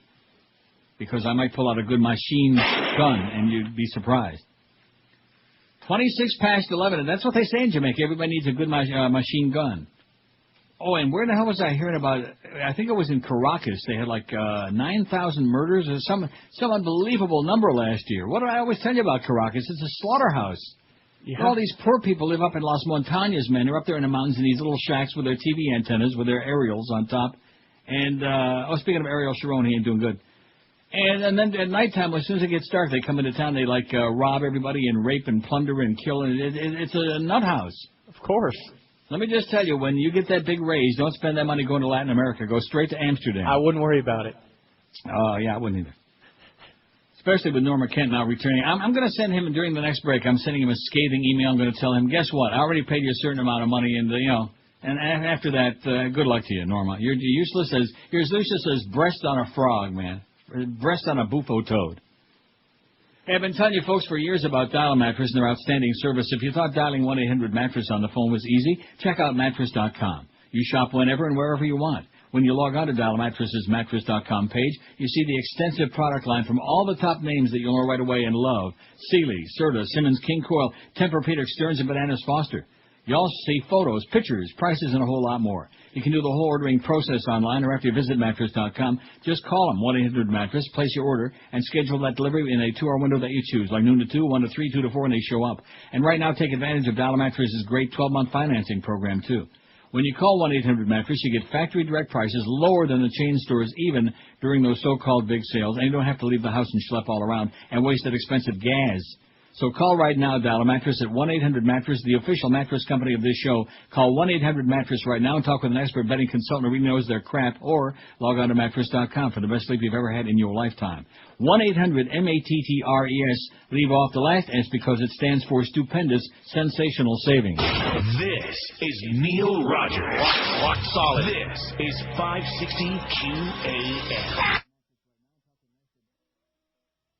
David's a bitch. You all saw Katie Couric announcing her departure from NBC, but now here's something you didn't get to see. It's what Katie was saying on the air, followed by what was going on at the same exact time with the behind-the-scenes crew. First, here's Katie. I wanted to tell all of you out there, I've decided I'll be leaving today at the end of May. And now, here's what the crew, who she always treated so nicely over the years, was saying at that exact time.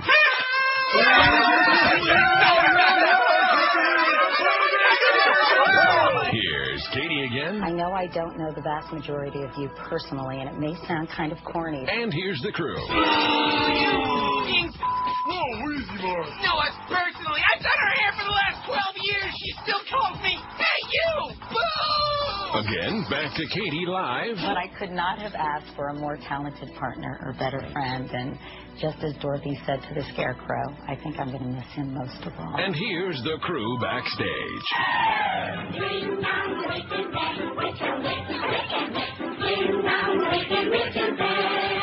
Yep, Katie Couric is leaving NBC, and from the guy she threw the stapler at, to the intern she screamed at, and everyone she stepped on every day, this is a very happy goodbye.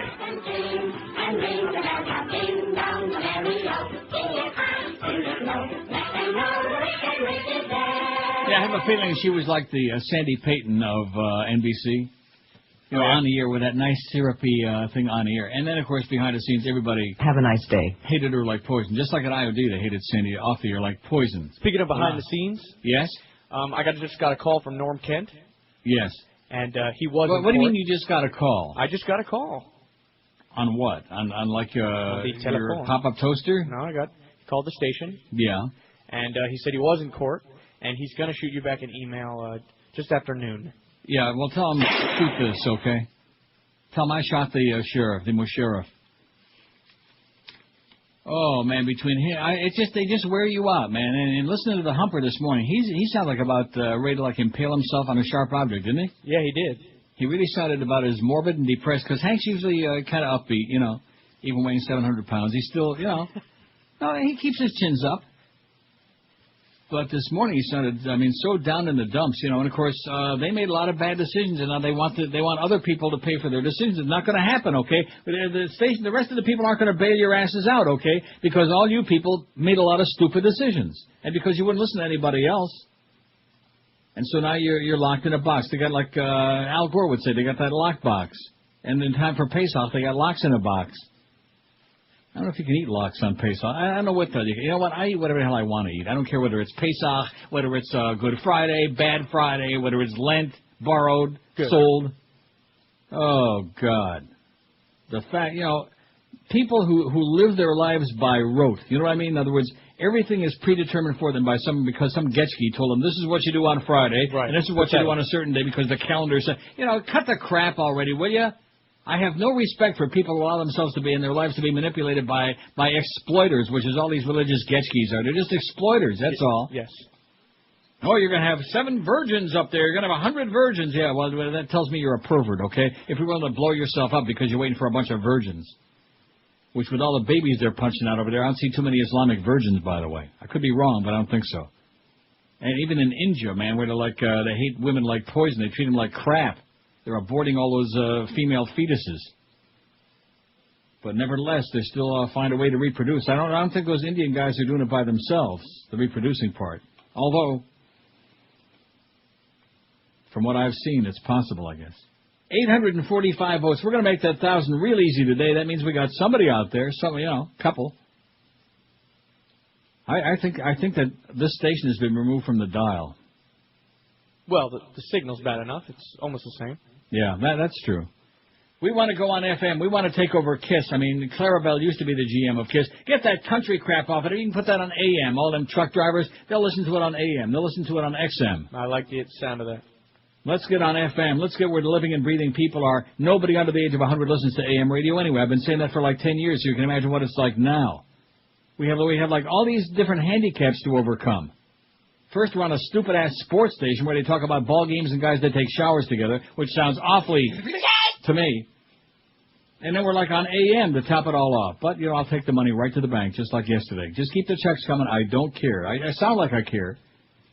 I only wish I could be one of those people. I really mean this. If there's one thing I wish I could just abandon all of that. You know, I wish I just could get to the point where I didn't give a crap, you know? I just can't do that. I don't know how to do that. Well, I need to be hypnotized. I need to go see my old friend Bert Tannen get hypnotized. 10th and the 25th or thereabouts, as close to it as they can come. That's payday. Don't care about anything else. Just forget about it. Screw everybody else. Josh is having trouble getting a deal. Screw Josh. George, too bad with it. You know, like that. Go see Tony Robbins. Get you hypnotized. I don't want to see that guy with those donkey teeth. I don't want to see that man. His head is bigger than some cities. Got those banana hands too. God, is he some kind of a freak or what? You got to hand it to him though. Although I like Baskin Roberts better than Tony Robbins. Got that scam going, man. So what did Norma say? He said he was in court. Yeah. And he said he's going to shoot you an email. Did he say ding dong, the witch is dead? Exactly. That's if how Norm says ding dong to you, I'd hang up the phone and run like hell. I almost did, but I wouldn't blame him. He squeaked out that he was going to get you. I think he'd probably like you. Well, that's nice to know. But yeah. Well, he might take you under his wing. Oh, yeah? Of course, it's probably getting a little crowded under that wing, but nevertheless. Why didn't or won't you buy Neil's anniversary CD and or T-shirt, we asked today. We got 850 votes on a poll that they don't really like this poll anyway. You know, I hate this poll. It's got 105, and I don't blame you. But I just did it out of curiosity. If there were like some reason, if maybe like I farted the wrong flavor, or maybe if George put some real garbage on there that you didn't like, you know, I mean, what's the problem? And what I tell you, because you're not here to sign it, is moving up. No, I told you that. Wasn't I the one that told you to put it on there? I told you that. Okay. That they'll turn this around to blame me. If you were just here to sign it, we'd have bought it. No, you wouldn't. You're full of crap. I'll tell you what, mail it to me, send it to me, and I'll sign it. Or what I'll do is I'll send a whole bunch of my signatures, and you can slap them on there. How's that? All right, sounds good. I'll put it on a rubber stamp. I did buy it, 243 out of 853. 28.5% still say, oh, we did. No, you didn't. You're lying. I did. No. Don't you believe me? No. I'm too cheap, 192. Now, see, there's a difference between I don't have any money and too cheap. Too cheap means you got the money, you just won't cut loose with $20. Cheap bastards. 192. Boy, cheap, cheap, cheap, cheap. Don't want that Schmidt, 155. Well, I don't blame you. I hate this pool, 106. Please, no more charity shtick, 86. And that's why I cut it off. That's why I disassociated from it, because it got to be ponderous. They kept sending the van out there in the middle of the Everglades and couldn't understand why nobody was showing up. Oh, we're on Southwest 8th Street in Little Havana today, and we raised $40, you know. Well, what was that all about? Or like you're some UM thing, you know, with Bernie Kosar, and you're 40 or 60 bucks. I got news for you. The UM crowd, those are the last people going to be involved with this show. U of M. 6 years I sweated over a hot microphone doing a great job on UM baseball. I was brilliant, sensational. And you know what they give me in return? They give me the Italian salute like Anthony Scalia. I stole the CD 25. They burned it, they copied it, they downloaded it, they stealed it. But at least they're honest about it. And at least they wanted it, you know. I don't give it to charity, 17. Neil's not here to sign it, 12. See? They're very convenient. It's my fault, there's no question about it. The CD sucks, 10. And I don't have any cash, 7. The land of excuses. Why aren't you going to the Marlins home opener today? I don't got no money. I don't care. I hate them. I don't wanna, you know. There's no embarrassment factor. By the way, the Blue Jays are a sucking win now against Tampa Bay. Why is it that certain teams just can't beat certain other teams? Have you ever noticed that? Yes. I mean, the Devil Rays. How can they still be in business? Yeah. You think the Marlins draw bad? The Marlins have, on a bad day, I know. more people in one day than the Devil Rays get in 6 months. That's true. No, seriously. Tampa's not a place for a baseball team. No, it's not. It has no business being there. The hockey team's drawing well now. It's because they won the freaking Stanley Cup the last time we had a season, and now they're going to make the playoffs again. They're pretty much in. Right. Even though they sucked wind Sunday night there in Sunrise, but, you know, they got Vinny LeCavalier. I told you, if they would have started Sean Burke in goal, the Panthers wouldn't have scored a goal. It would have been a shutout and a blowout. Hey, but they did, man. You know? No, they started John Graham, and they said, here you go, we feel sorry for our cross-state rivals, and as you go, here you go. Plus, there were a whole lot of people there. Well, 6,000, 7,000? 1041, 19, that's a good poll we ought to take. Which South Florida team lies the most about their attendance? Boy, that's a tough one, huh? Yeah, Is it the Marlins? Is it the Panthers? The Heat? I don't know. I guess the Heat draw pretty well, right? It's hard to tell. They do fine. It's hard to tell because nobody sits in their seats. They're all busy schmoozing around. That's what I hear. They're all waiting for an autograph from... Well, I'm going to tell you, the day he hangs it up, that'll be the end of that organization. Of course. The day that Pat Riley gets a haircut and that what's-his-name retires, that'll be the end. No more Heat. It'll be more like lukewarm. Hey, Dry Concepts is no lukewarm outfit, man. They're the best in the carpet cleaning business. I've been using them in my homes for over 21 long, amazing years. And what a job they always do. These are people that will never let you down. They were in my house 3 weeks ago today, as a matter. 3 weeks ago yesterday. Don't lie. And they did the usual fabulous job. And, of course, they want to remind you now that spring has officially arrived. Cleaning your windows and doing a little dusting here or there. You know, a little that surface cleaning. It may give the outside appearance that your home is clean, but until you deep clean, all the dirt and germs settle deep down in your carpeting, your furniture, your drapery, even in that bedding. It just really isn't clean. It ain't sanitary. Dry Concepts is offering springtime specials right now to help you with all your spring cleaning, and they're just a phone call away like always. And don't forget, Dry Concepts specialize in upholstery cleaning, too, leather cleaning, drapery cleaning, oriental rug cleaning, water damage restoration, pet odor treatments, and to get rid of those dust mites, mattress cleaning, too, and so much more. Just don't half-clean your house this spring. Don't do it slow, don't do it fast, and certainly don't do it half-assed. Do the smart thing called Dry Concepts today and have your home really clean from top to bottom. They always show up on time, they're always professional, and always you ought to think Dry Concepts first. They give you a written guaranteed price up front before they start the job, too. No scams, no after tack-ons, just a fabulous job at a fair price every time.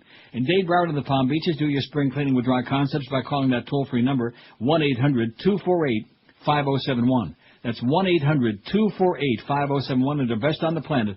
You can check them on the internets at dryconcepts.com. This is Neil Rogers. This is 560 QAM. Rogers. Absolutely. People want to make me go, talking about my immigration, but I still got some lawns to mow, talking about my immigration. The jobs I do, man, they're awfully hard, talking about my immigration. Hope nobody asks for my green card, talking about my immigration. My immigration is sick. They want me to go away. Talking about my immigration. But who's gonna work for this kind of pay? Talking about my immigration. They used to build a wall around your whole nation.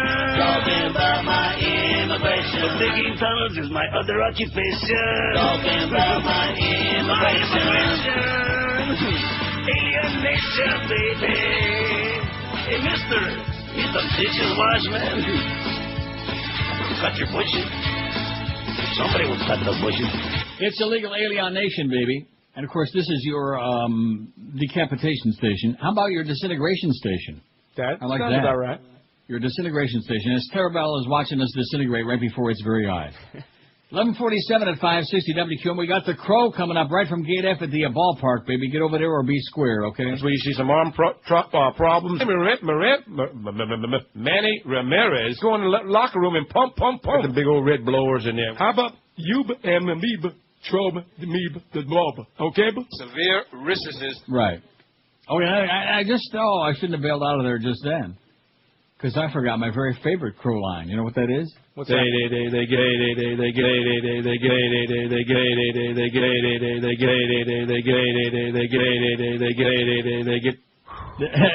That's my favorite.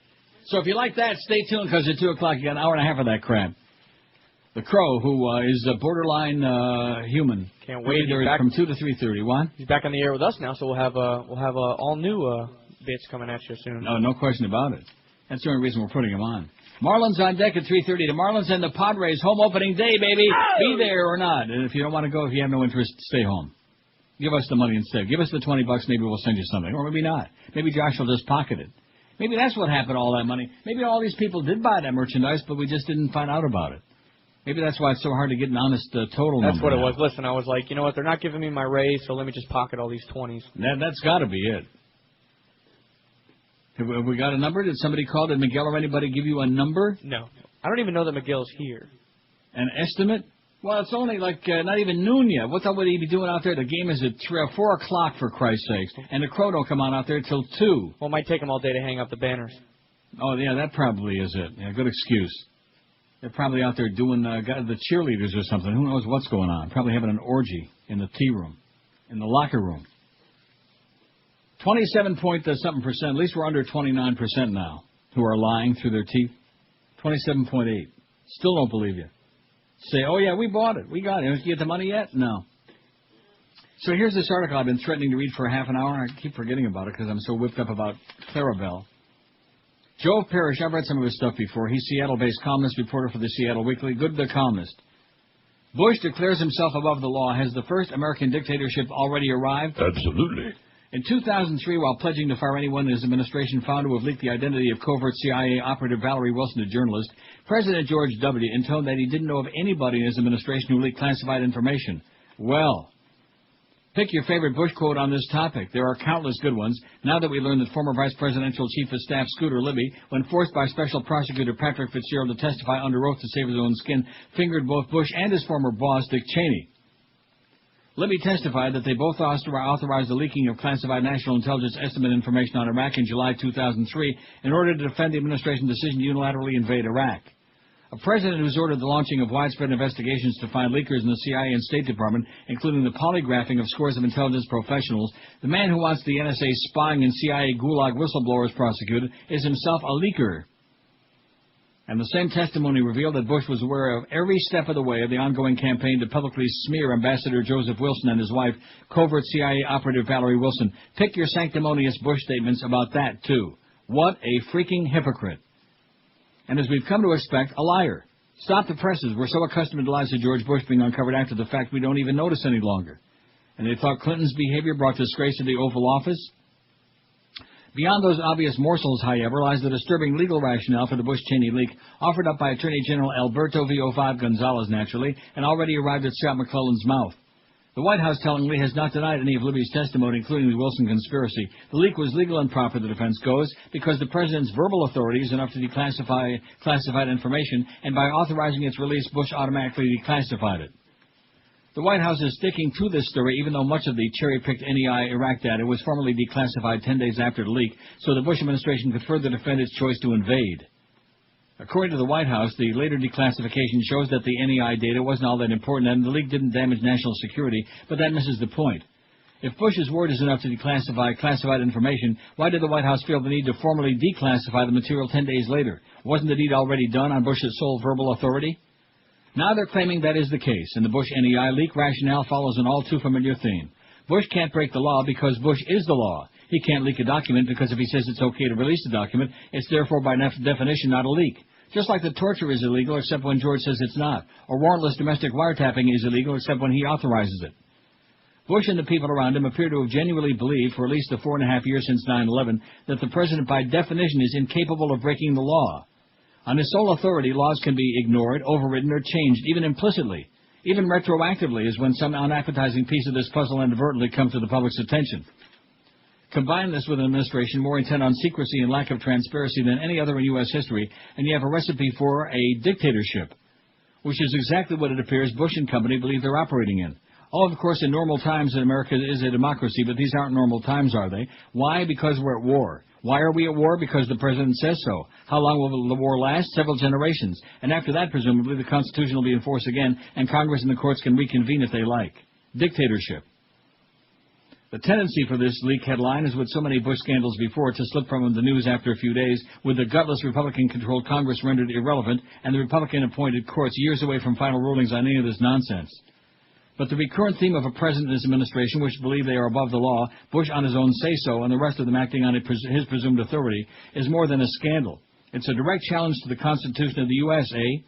You know the freedom that politicians like Bush enjoy invoking when talking about the soldiers they're sending to kill and be killed in one or another illegal, pointless war on brown people? It's more evident than ever that this president and vice president need to be impeached. Not because it is or isn't politically expedient, not even because their successors might be any better, or because it'll be an advantage for one or another party in 2008, but because this sort of behavior in the most powerful job in the world must be punished in the clearest possible manner. Justice demands it. Setting an example to try to prevent similar abuses by future leaders from any party demands it.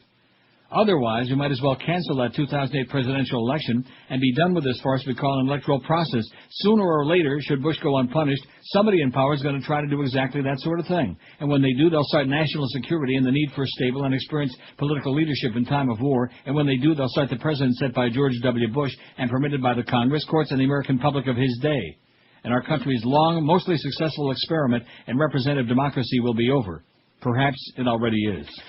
Pretty good article there, and pretty kind of stum right on. Very good. I think we need to impeach Clarabelle. I'm going to take up a petition drive. I'm coming on down and take up a petition drive. Well, you'll be ready to autograph some CDs, too. And that's right. I'll put my autograph on the petitions, and I'll put my autograph on your CD. Now, that is the most farcical thing, you know. I mean, how many CDs and T-shirts did I ever sign in the past? You know, a few over here, a few over there, you know. Every time we did this, maybe 100. Maybe 200.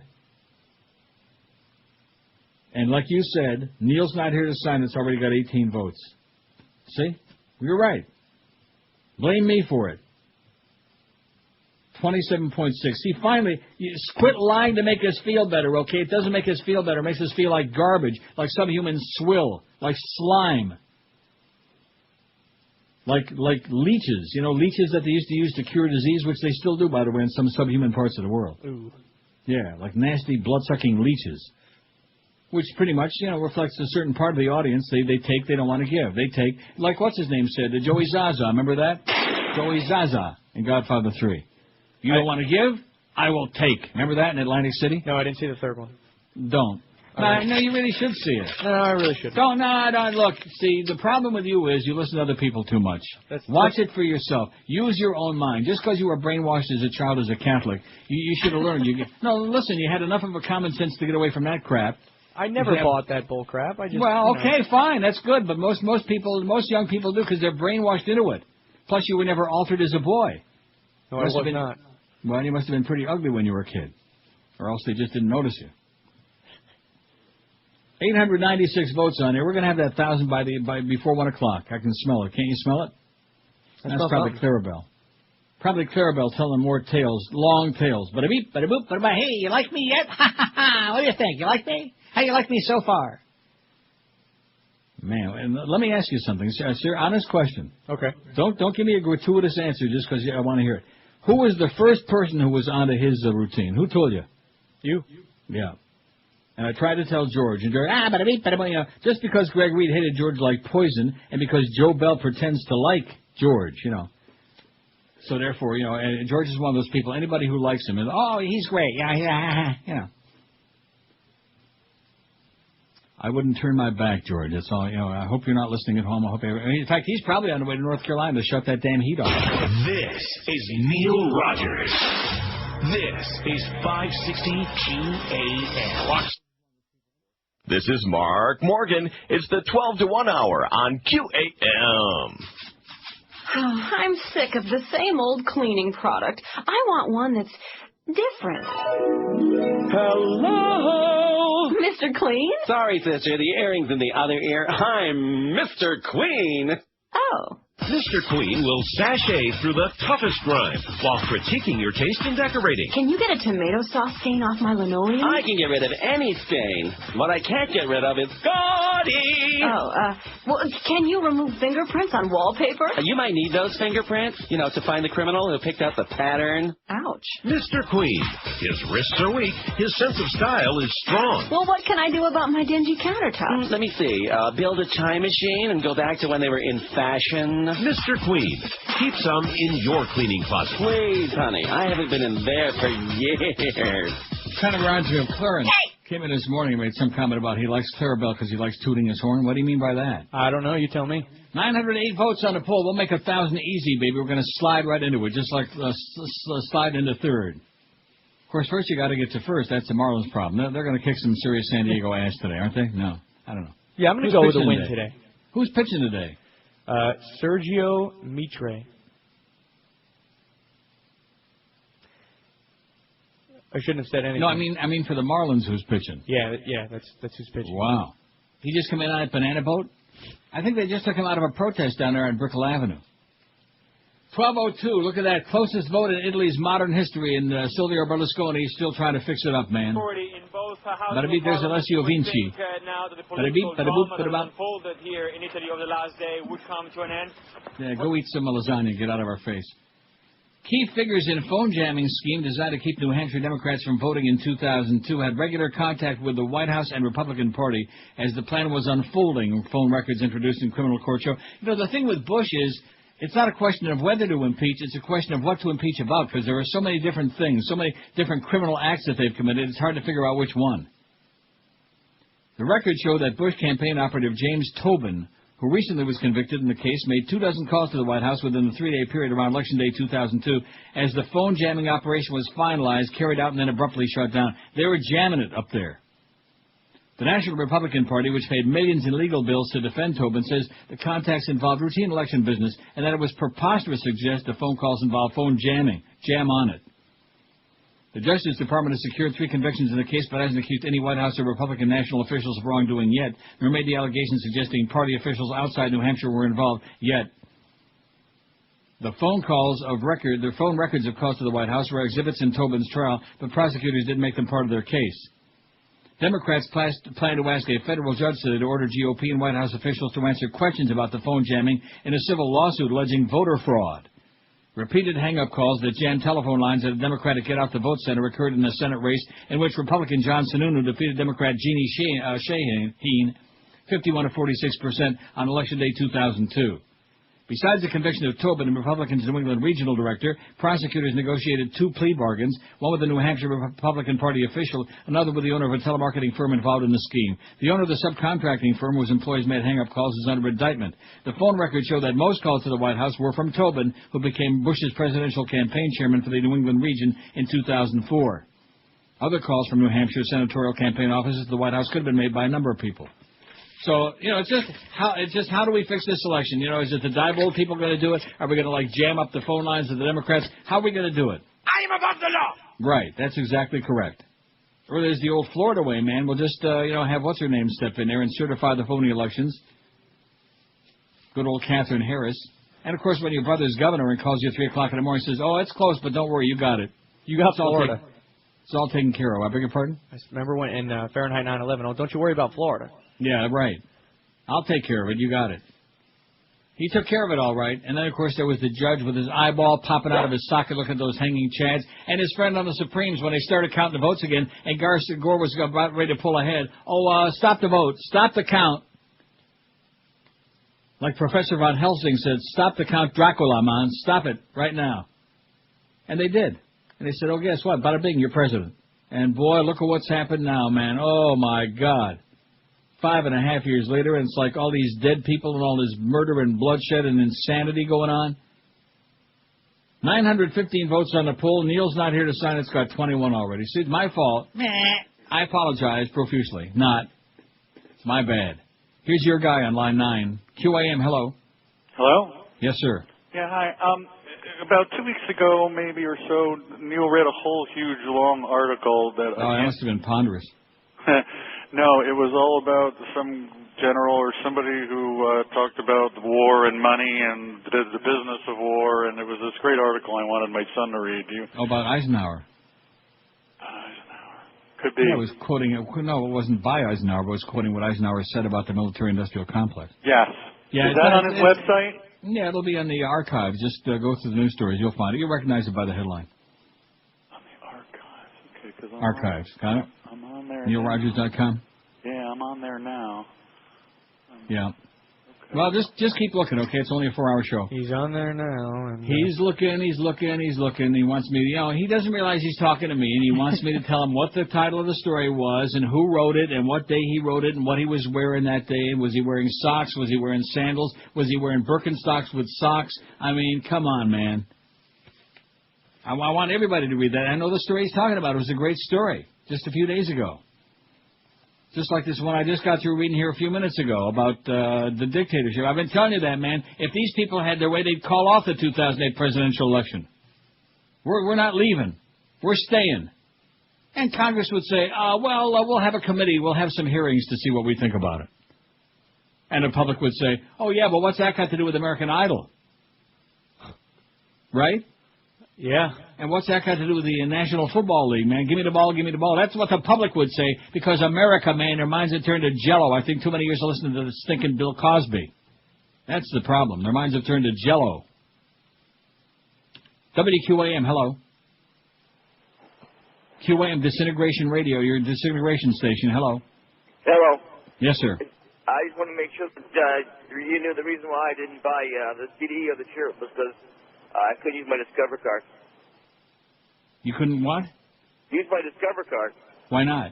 You don't accept MasterCard or Visa. Otherwise, I'd have bought it. Don't we take American Distress? They wouldn't take Discover. Well, who the hell wants that? That's a crappy credit card anyway. Go get a real credit card. Probably got turned down for Visa, this guy. We don't do business with deadbeats. 5670560. I mean, we're in a position to be choosy, right? What do we got, about 50 cents so far? That's right. And this big fundraiser, we got about 30 cents. We got 918 votes, though, and 21 people said they didn't buy it because Neil's not here to sign it. You are such liars, man. Just like that. Oh, you notice the number is dropping. I did 27.3. It should be about 7.3%. Stop lying. We don't want you to lie to make us feel better. Like, oh, yeah, because we know the numbers are within, ballpark 27.2. It's dropping like a rock. It's dropping like a pebble from the top of the Empire State Building. They bought it. Yeah, well, fine. You don't want it. I don't want anything to do with it either, okay? In fact, I might just tell the story about that charity. I might tell the story that'll be the end of that. What?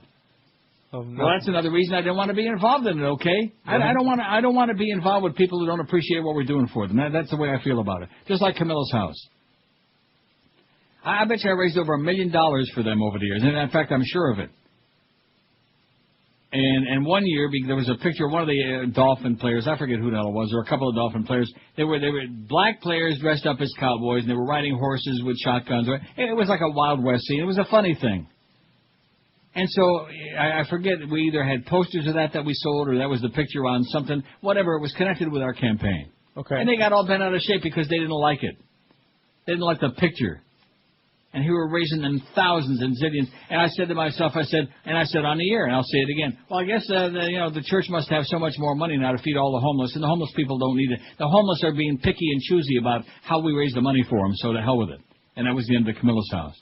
Even one year, they needed a station wagon to transport some of the schleppers there to Camillus House, and one of our sponsors donated the station wagon, about a $10,000 vehicle, or more than that. Of course, that was before the day that the whole scandal with the priest was like out in the open. I was the only one talking about it. And so I guess if we were to do it again now, they'd say, oh, yeah, we need the cash bad. There's no fact in the church. Right. Because all these dioceses, all these churches are closing down because they're going bankrupt. They're going bust. They're going belly up, if you pardon that expression. Belly up. Or maybe rectum up in the ear. That's why it's not a good idea to get involved with these things at all. Just, just like the Red Cross. Remember after Katrina, and we put the thing on our website, but yeah. I cautioned everybody. I said, look, I'm not a big fan of the Red Cross, and there are a lot of questions about where that money goes when they just like after 9/11. And sure enough, we didn't know what else to do. We wanted to be helpful and give you people a vehicle through which to do something, which you probably didn't anyway. But then all of a sudden, now here's all these charges, all this money. Where the hell did it go? Red Cross my ass. In fact, you know something? During the next break, I'm going to take like a red magic marker. I got one in my drawer of little supplies over here. I'm taking the red magic marker. I'm going to drop my drawers in my tea room. I've got these mirrors all over the place, and I'm going to make a red cross on my ass. Well, good luck to you. Just so I live up to my word. When I say red cross my ass, I'm not just talking through my nose. Remember that story about that 911 call yesterday? Yeah, oh, good. The kid. They took my word again. They listened to me. They're suing their ass in Detroit. Of course. A wrongful death lawsuit was filed yesterday on behalf of that 6-year-old Michigan boy whose mother died after he called 911, only to be scolded by an emergency operator bitch for playing on the phone. You quit playing on the phone. But Mommy's dying here. Yeah, quit playing on the phone, punk. Attorney Jeffrey Feiger said the family of Cheryl Lynn Turner, Robert Turner's mother, is seeking $1 million in damages from the city of Detroit. I'd go for like $10 million. Yeah, so would I. In Detroit. What a place. The suit names 2 unidentified dispatchers. Feiger said the city's not named directly as defendant because cities are immune from suit in Michigan but are liable for the conduct of their employees. Feiger said Cheryl Turner would have survived if help had been sent immediately. Robert Turner, who was 5 at the time, called 911 on February 20th and reported that his mother, who had an enlarged heart, had collapsed. The boy told CNN he tried to shake her and called 911 for help when he couldn't wake her. He quoted a dispatcher as telling him, "Stop playing on the phone." The child called back 3 hours later, but it was hours after that before anyone came to his home. In a written statement, the city of Detroit asked that no one rush to judgment and promised to take disciplinary action if warranted.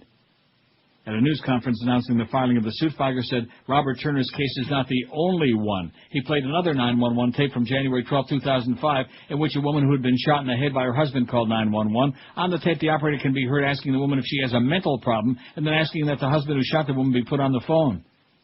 Oh, yeah, put O.J. on the phone. Let's see if he really done it. Rescuers didn't come until a third call was placed by the woman's son, who lives out of the state. The woman in that case, said Feiger, lived but is paralyzed. He said the second case indicates that the city, they have a problem that needs to be addressed. So put a stamp on it, address it, and put it in the mailbox. That's Detroit for you, man. Do not. Let me just give you a little piece of advice. You ever been to Detroit? I have not, no. Good. Don't do it. If somebody offered you $5,000 to gamble in the casino there in Detroit downtown, the big casino, I'll take it. No, you won't. Now I'm talking if you had to go there.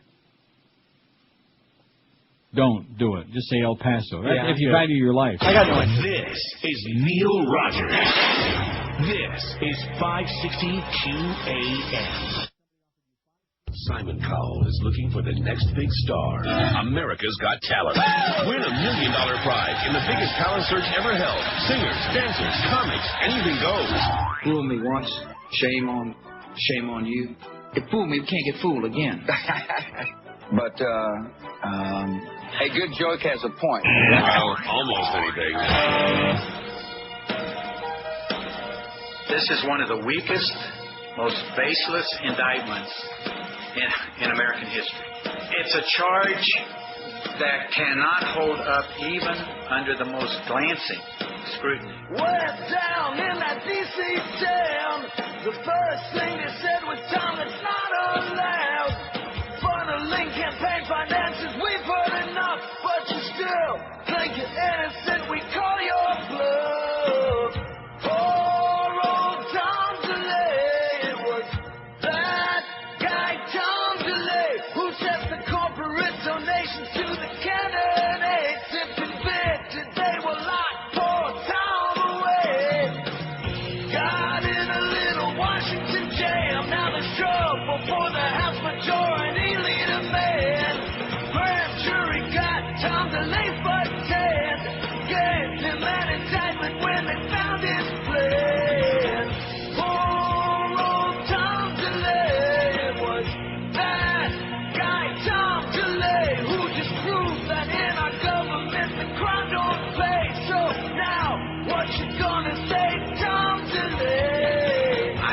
nothing wrong. I have done nothing unlawful, unethical, or, I might add, unprecedented. It's 12:19, by the way. Ariel Sharon, happy Pesach. He's still in a coma, and he's been officially declared permanently incapacitated, to which we say, there's a message for all you kids out there. It's probably not a good idea to eat like 600 Hamantaschen every time it's Purim and weigh 600 pounds. Not a good idea. It's not good for your health. Now, does he got himself a cube? Oh, I wouldn't be surprised if he's got a real kosher cube. How do you like that? Gary Sarna's probably over there massaging it. We got 900 and some odd, the 941, and boy, we're sure having fun, aren't we? Building up to the Crow and that big pregame show. Man. See, we don't have to worry about the revolving slot today because we got the Crow talking hardball, talking crap before the Marlin home opener at 4 o'clock against the San Diego Padres. And you're supposed to be all excited about this. It's opening day, baby. I am excited. You are? I am. Why? Well, you know I'm a baseball fan. And now I actually get to just go to the games and just be in without having to work, yeah. Oh, but you'll feel like a fish out of water, though. You'll say, oh, well, what can I do? Let me take a pizza up to Dave, you know? Let me go up and poke Dave in the ribs so we get, like, animated and excited. The Marlins have just won the World Series. You know, like that. Like he always gets real excited. Yeah, I'm excited about tonight. You know, it'll be opening day. No, not tonight. This afternoon. Up and away. Fifth Dimension, did a good job with Up and Away. Better than he does. He's boring. Why didn't or won't you buy Neil's anniversary CD and or those nifty T-shirts that are so great? Maybe they're buying them like crazy today since I put this poll, since I embarrassed it, but I doubt it. And, of course, we don't know because nobody's around to give us any information. I just sent Norma Kent an email about Therabell. I'm apoplectic, you know. I mean, sooner or later you got to do something, even if you do something bad, even no matter what, even if you go and just take a big dump in the hallway, do something. You know, just give an indication that you're doing something besides, hey, you like me so far? Am I okay? Am I a good guy? What do you think? Man, he is staler than last year. He's as dull as a 75-year-old Gillette Blue Blade. 943 votes. Oh, I did buy. 254, 26.9%. See how it's dropping now under 27? There you go. Yeah. As we start getting a little bit closer to the truth now, it should be about 2%. There's an extra number in there. Should be like 2.9. And 26.9% of these phony balonies. Oh, we did. Yeah, no, you didn't. Didn't do it. I'm too cheap, 217. See, that's unfortunate, but at least it's an honest answer. If you're cheap, we respect that. You're in South Florida. You ought to be cheap. Don't want that Schmidt, 163. Don't want it. I don't want it. I hate this poll, 113. Please, no more charity shtick, 86. 86 it. And we will. I don't have any cash, 33, like that poor guy that called it, $7,500 to fill up his gas tank. I don't blame him. I stole a CD, 26. See, that should have like 2 zeros after it. What? No, seriously, that should be in first place. They steal it. Neil's not here to sign at 22. Yeah, I'll send you my autograph in the mail, okay? On a piece of Charmin. Don't give to charity, 17, and it sucks. The CD sucks, 12.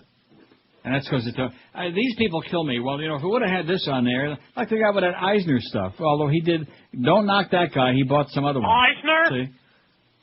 I mean, you can't put everything on there. But because I think it was even the last one that we did was all of the Eisner bits. Really? We're on there. Yeah, so why the hell put them on there again? Just so you can buy the same thing over again? We're trying to give you like a little variety. Not too much.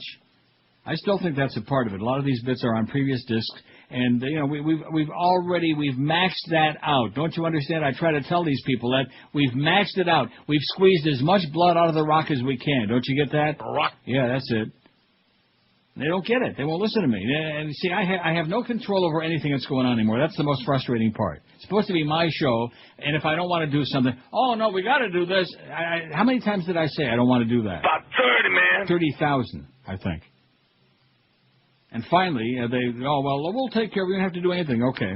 No, we don't have to do anything except waste half the show every day begging on the air. Won't you please? The fan is sitting there waiting for, until we finally stop that. Doug Thompson, CapitolHillBlue.com, great website. Even little Georgie is converted to this one. He says, you don't cross George Bush. Doug says, in 1999, while I worked on a background piece on Harris County, Texas Judge Robert Eccles, some Houston politicians invited me to a fundraising reception for then Texas Governor George W. Bush. Bush, already mentioned as a front-runner for the GOP presidential nomination in 2000, easily won a second term as governor the year before by building a very un-Republican-like coalition of Hispanics and moderates. Bush sipped a bottle of Corona as he walked among well-to-do Texans at the outdoor event, slapping some on the back. He approached and stuck out his hand. "I'm George Bush," he said. The handshake, quick and limp, lacked any warmth or sincerity. The plastic smile looked phony. He moved on. Later in the evening, I walked behind a group where Bush spoke with some of his cronies. They were talking about possible opponents for the GOP nomination. One member of the group suggested some opponents might use Bush's less-than-sterling past against him. "Let him try," Bush said with a swagger. "I'll effing destroy them." I recounted the story with my host as he drove me back to my hotel. "That's our governor," he said. "Don't let the smile fool you. He can turn on you in a second. You don't cross George Bush." The corpses from George W. Bush's political wars littered the landscape. Arizona Senator John McCain threatened Bush's chances for the nomination in 2000 and became cannon fodder in a Karl Rove-orchestrated smear campaign. Democrat John Kerry's campaign disintegrated when he failed to respond to the Swift Boat Veterans campaign of lies and innuendo funded by Bush's cronies in Texas. On Monday, Bush admitted to declassifying parts of a National Intelligence Estimate, NIE, just to discredit Ambassador Joseph Wilson's assessment that Iraq was not, in fact, trying to obtain weapons-grade uranium from Niger, a key part of the administration's manufactured rationale for invading Iraq. "I wanted people to see the truth and thought it made sense for people to see the truth," Bush said during an appearance at Johns Hopkins University.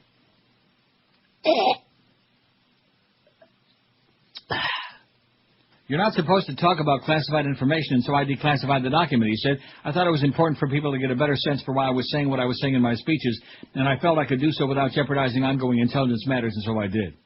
Like so much of what Bush says, it isn't true. What Bush calls the truth was, in fact, a lie. Ambassador Wilson was right, and the raw information in the National Intelligence Estimate was wrong. Detailed analysis from the Central Intelligence Agency had already called the claim that Iraq had sought weapons-grade uranium from Niger nonsense, and urged the White House to stop using the false information. But Bush, who's never let facts stand in the way of his political agenda, continued to use the discredited information and told Dick Cheney to launch a disinformation campaign to discredit Wilson. That campaign ultimately led to the outing of Wilson's wife as a covert CIA operative.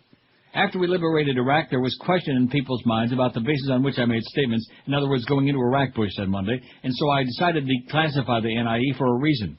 I thought it was important for people to get a better sense for why I was saying what I was saying in my speeches. Once again, the President of the U.S. lapses into denial. Americans no longer have questions about why Bush said what he said or what he did. They know the President of the U.S. is a liar. He proves that just about every time he opens his mouth. And his latest poll ratings, by the way, are like about as successful as that fundraiser we're doing. In fact, what have we got? 26.9%. He's going to be there very soon. He's on his way to that number. That'll the be new great. CBS poll, what? I said that would be great.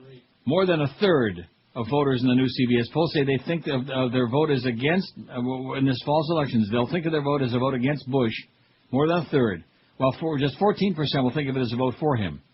45% say the view of the president will not be a factor in how they vote.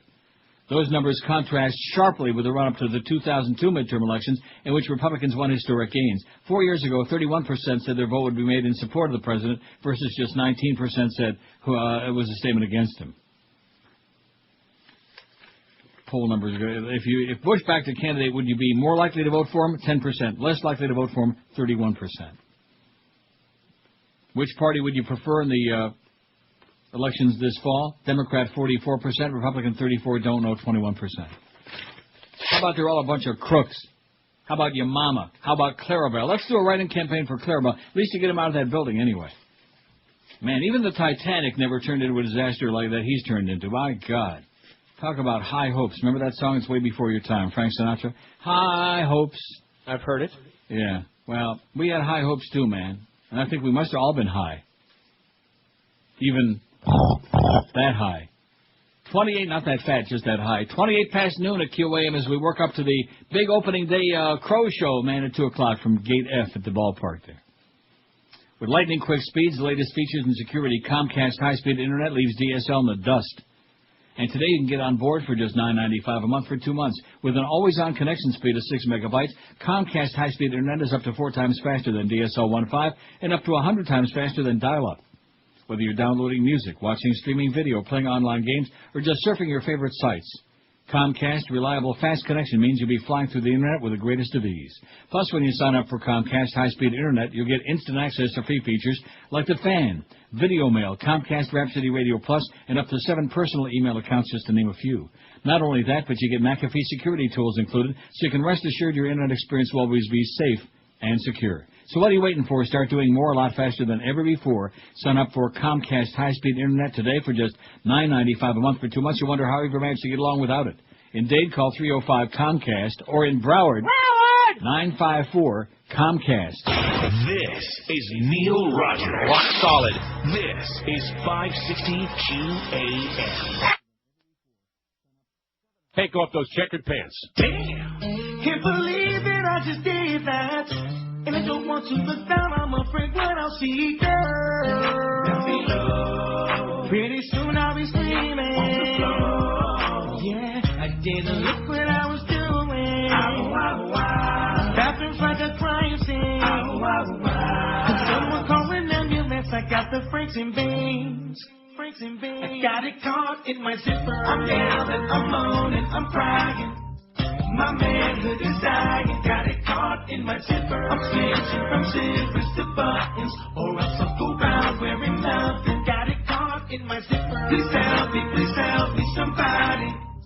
It's mangled and bloody, got it caught in my zipper. I did something stupid and scary, like that guy has something about Mary. Got it caught in my zipper. I'm yelling, I'm moaning, I'm crying.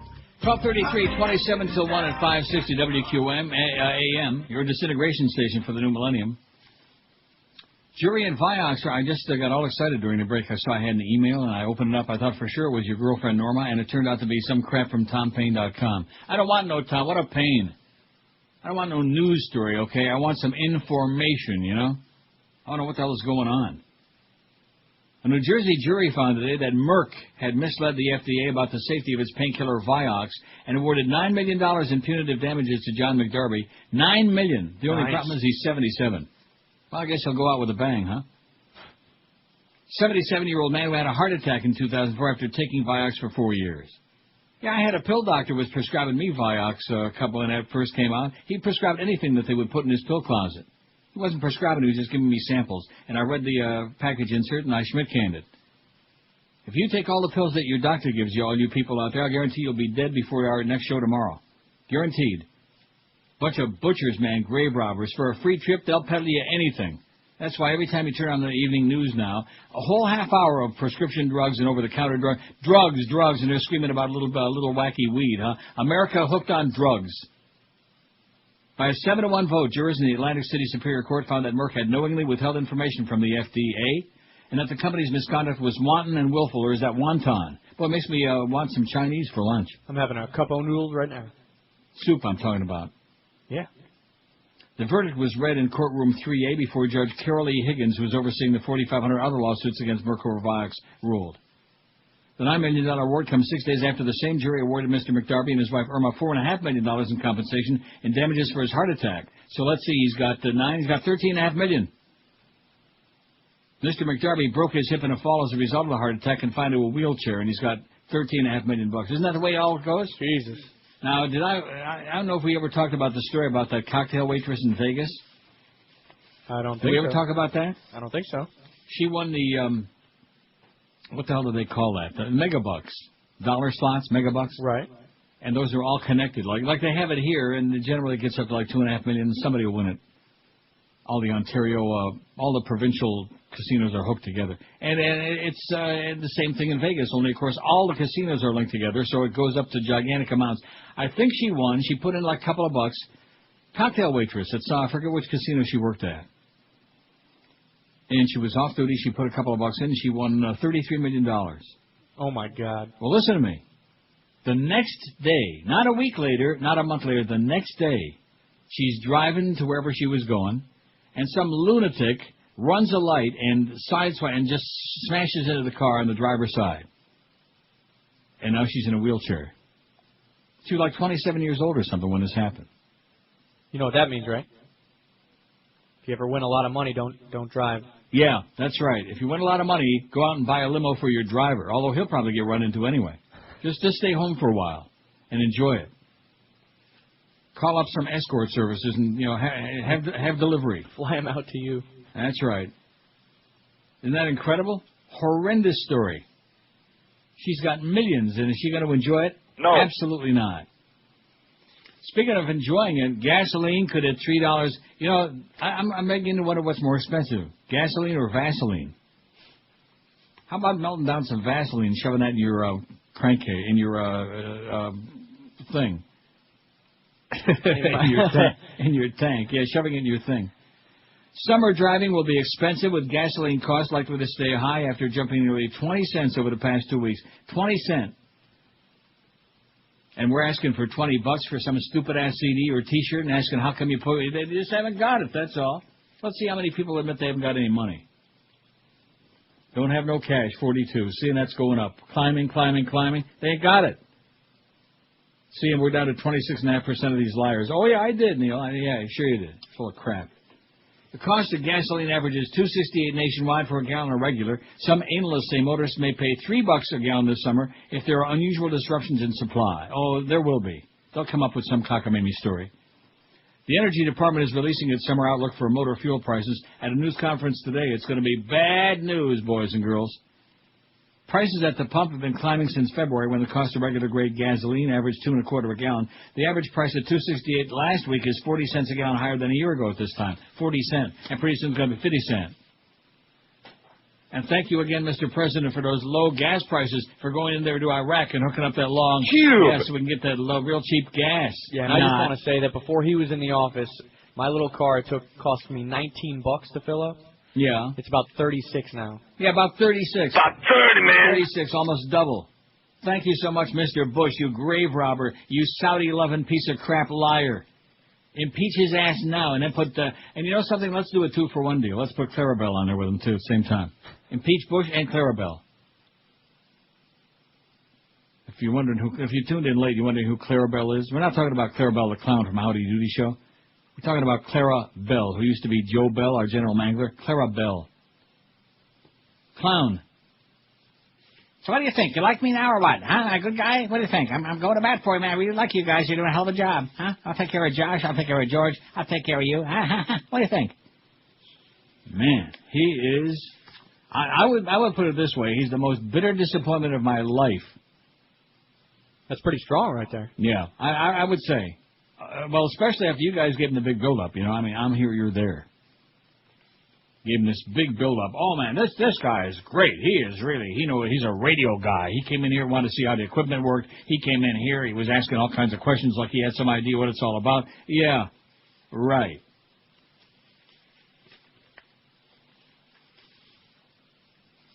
I tell you right now, even you've got more authority in that company than he's got. That's right. Even a little Macy Pisher like you guy has got more authority than he's got. I'm telling you, man, he can't even buy the paper clips. That's how much clout he's got. Mr. Clout. And the audience is wondering, gee, what's, we'll let you know when I'm going to shut this thing off. This is Neil Rogers. Soon. This is 560 QAM. I absolutely want to puke. Tonight on Trading Spouses, Big Love Edition. This must be her.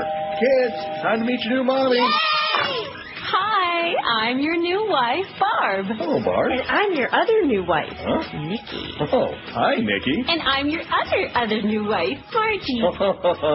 Hey, Margie. Should I move all your bags into my room?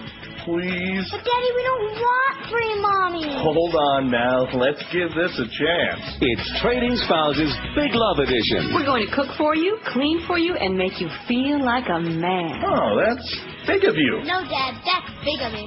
When it comes to multiple wives, you'll get more, man, with Trading Spouses Big Love Edition. I'm sitting here reading a email from Norma Kent. Okay. A lesser man than yours truly would get up and walk out right now. That's how aggravating this is. Is that right? Well, you heard how aggravated the humper was this morning. Yeah. How agitated.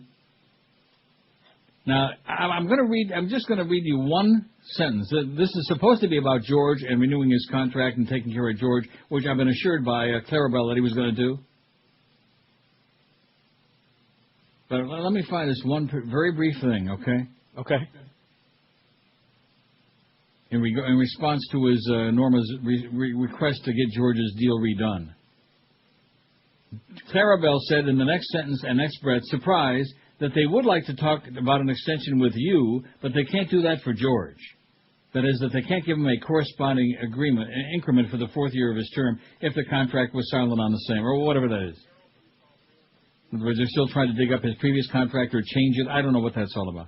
They would like to talk about an extension with you, meaning not meaning you, Josh, unfortunately, but meaning me. A contract extension. Okay? Do you know what I'm going to play from now until 2 o'clock?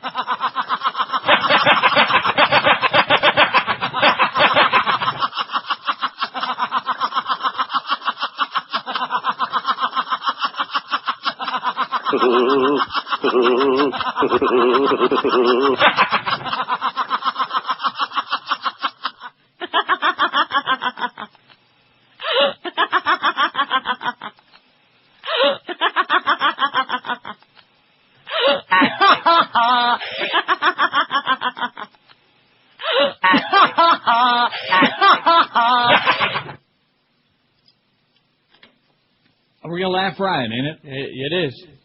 I didn't even have time to read the whole thing yet. I'll just hold it there until next break.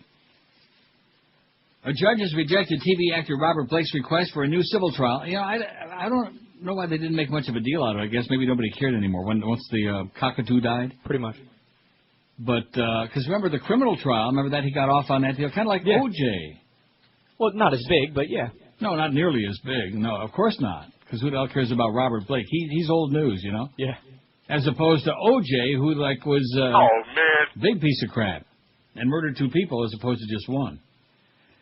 Judges rejected Robert Blake's request for a new civil trial after a wrongful death decision over the shooting of his wife. Blake was cleared of murder by a criminal court, but, just like O.J., was found responsible for the death in a civil case brought by his wife's family. I don't even remember that. Do you? Say that again? He was found responsible for the death in a civil case brought by the wife's family, just like O.J. He got off on a criminal trial, but the civil trial, I don't remember that. Yeah, I remember that. Oh, I don't. Maybe it's my Alzheimer's kicking in. Or maybe it's just my amusement at that email from Norma. They would like to extend. Yeah, extend this, okay, Clarabelle, extend this. It's my foot, and it's aimed right at your rectum. How do you like that? You crazy people, you. Just keep playing games with people and lie. You want to know what the problem is there?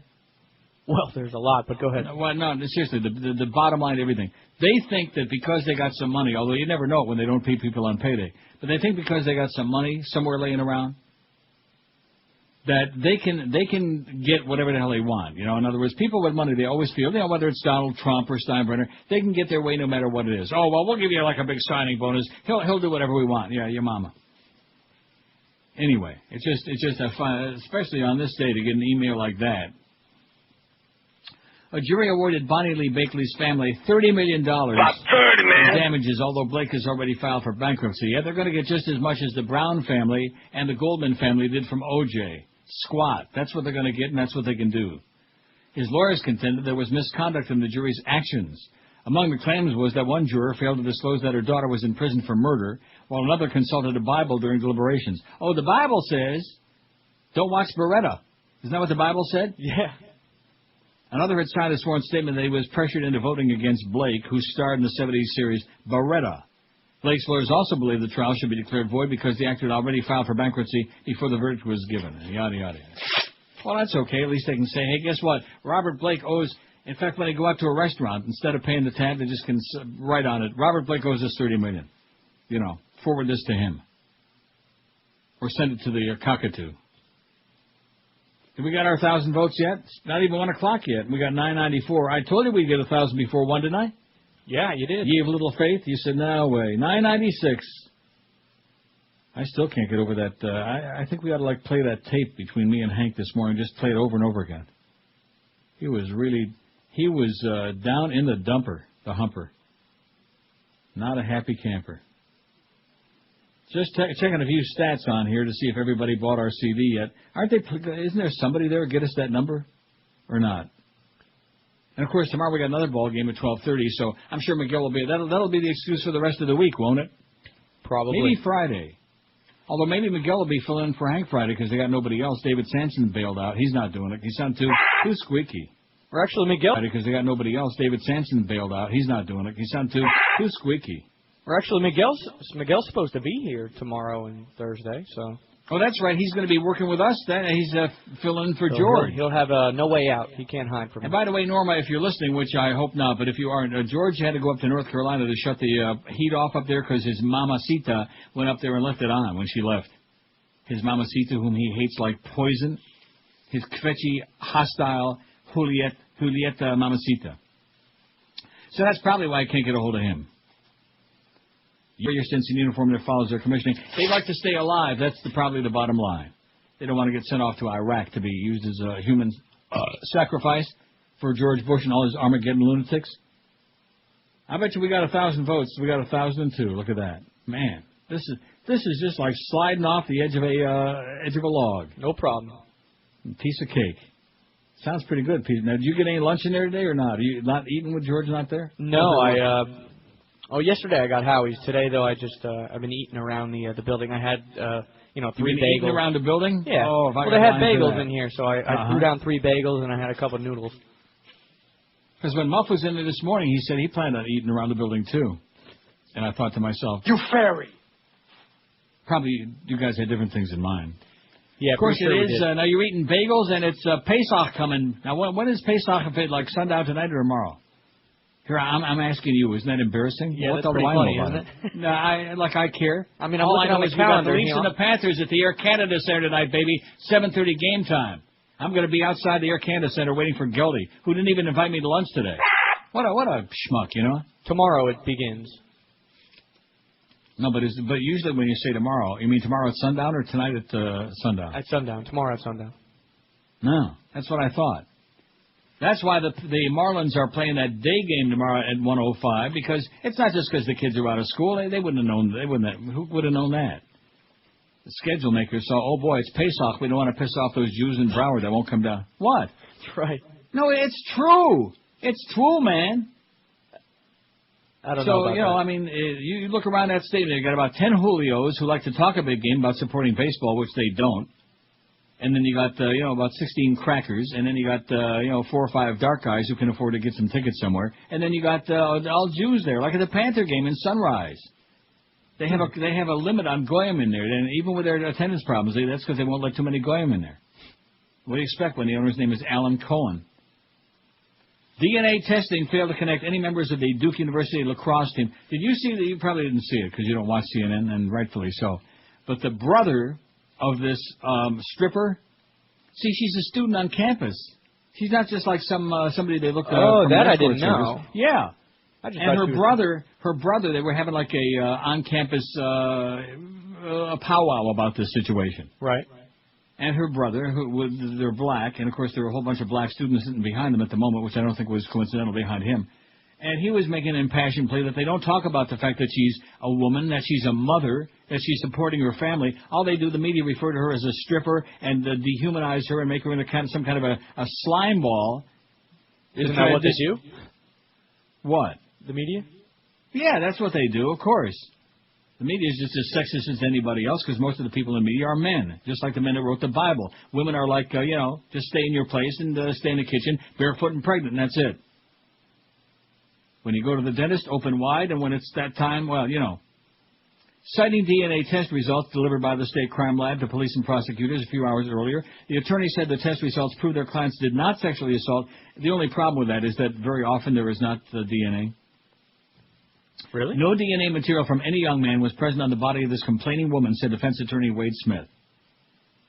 The alleged victim, a 27-year-old student at nearby, she's not at that school, she's at nearby North Carolina Central, not at Duke, told police she and another woman were hired to dance at the party. The woman told police the 3 men at the party dragged her into a bathroom, choked her, raped at her, and sodomized her. Authorities ordered 46 of the 47 players on Duke's lacrosse team to submit DNA samples to investigators. Because the woman said her attackers were white, the team's sole black player wasn't tested. District Attorney Mike Nifong stopped speaking with reporters last week after initially talking openly about the case, including stating publicly that he was confident that a crime occurred. He went on to say he would have other evidence to make his case should the DNA analyzation prove inconclusive or fail to match a member of the team. Smith said Nifong now has the evidence needed to change his mind. He doesn't have to do it, Smith said of filing charges. He's a man with discretion. He doesn't have to do it. We hope that he won't.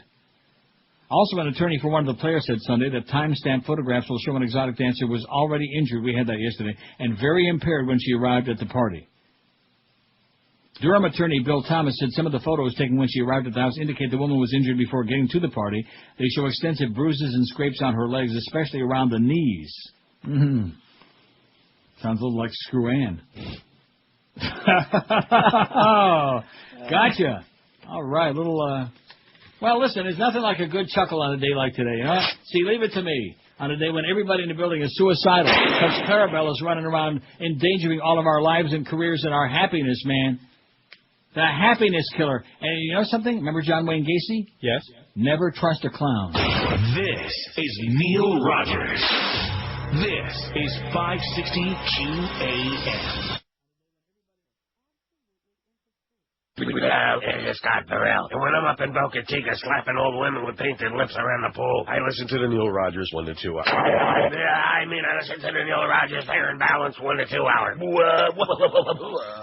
Coming up tonight on Inside the Behind, the true Hollywood celebrity music biography profile story.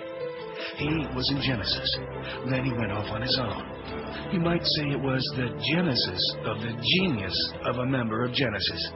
He was Mike and the Mechanics.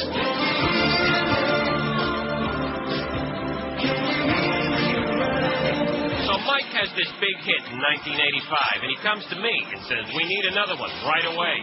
Well, I got his new idea into the shop, I put it on the lift, and it's a mess. Lead vocalist and mechanic Paul Carrick. There was no real hook. The middle eight was blown out, and the chorus was shot. I had to order the parts special.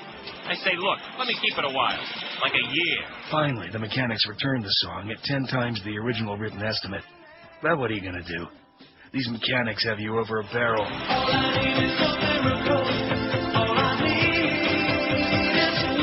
Luckily, it was a hit. So now the pressure's on. It's 1986. Mike wants a hit a year. I said, sorry, not going to happen. First of all, your warranty's expired. Plus, you haven't replaced these notes since you got this thing. I need 3 years. Finally, in 1989, Mike went to pick up the song. Wish I could have told him in the living. It went to number 1. But Mike says I'm overcharging. He leaves me, starts going to Quickie Lube. Those substandard bastards.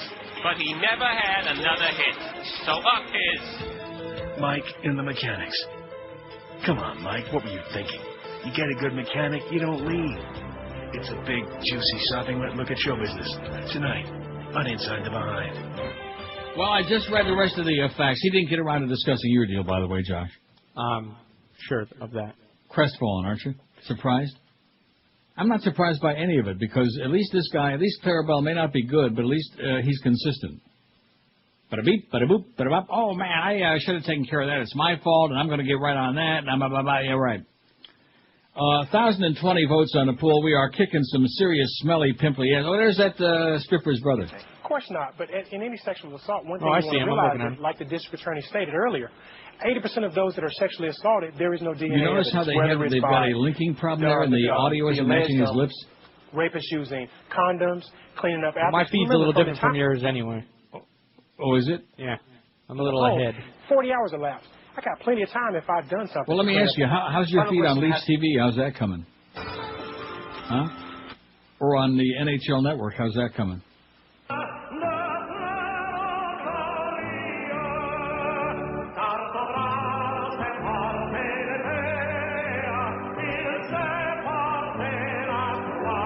I bet you don't have that.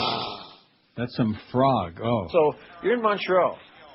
You have a French hockey player in Montreal. Now, Jeff, you can speak to this too, because how important was that? How did you guys relate to the French Canadian hockey player? Like a Denis Savard.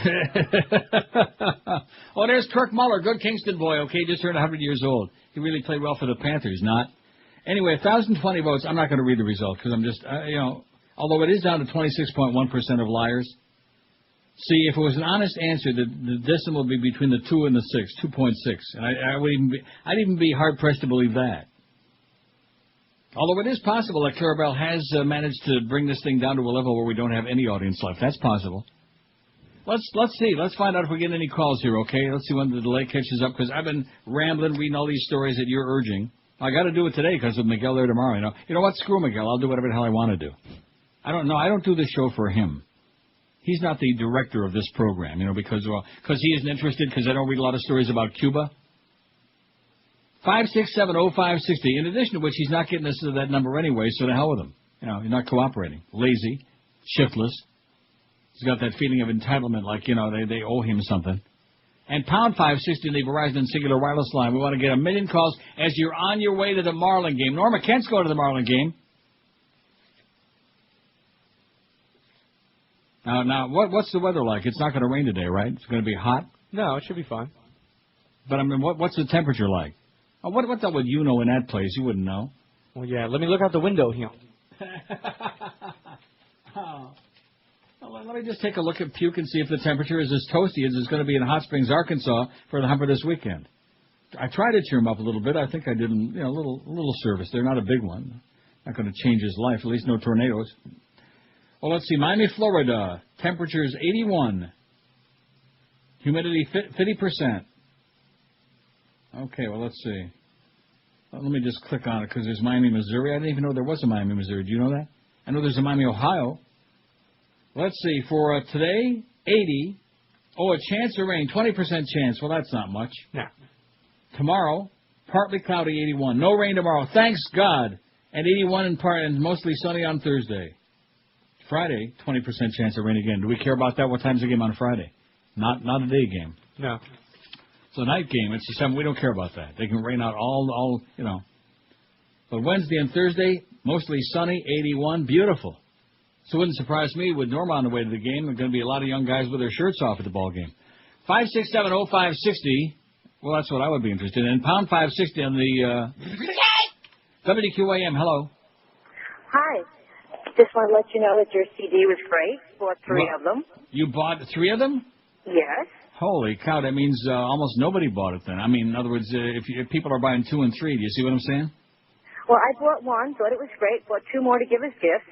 Great. I was hoping if maybe ever possible, some of the older ones would be available. I'd buy them too. I don't care if there's some of the same stuff. I'll tell you what we ought to do. I think what we ought to do is we'll find out from Miguel if he ever shows up again what we have in inventory, and then we can put it on our website. Well, that's what I'm saying, because I bought the first one when it first went on your website. Right. And I think that's a good idea. Maybe we can squeeze some money out of this thing by doing that, because I'm sure we got some oldies laying around. Yeah, I'd love to have some of the old ones. Okay, well, let's do it before the station goes out of business. Thanks a lot, sweetheart. Thank you. Thanks. Bye-bye. Bye-bye. How do you like that? What a nice lady, huh? Yeah.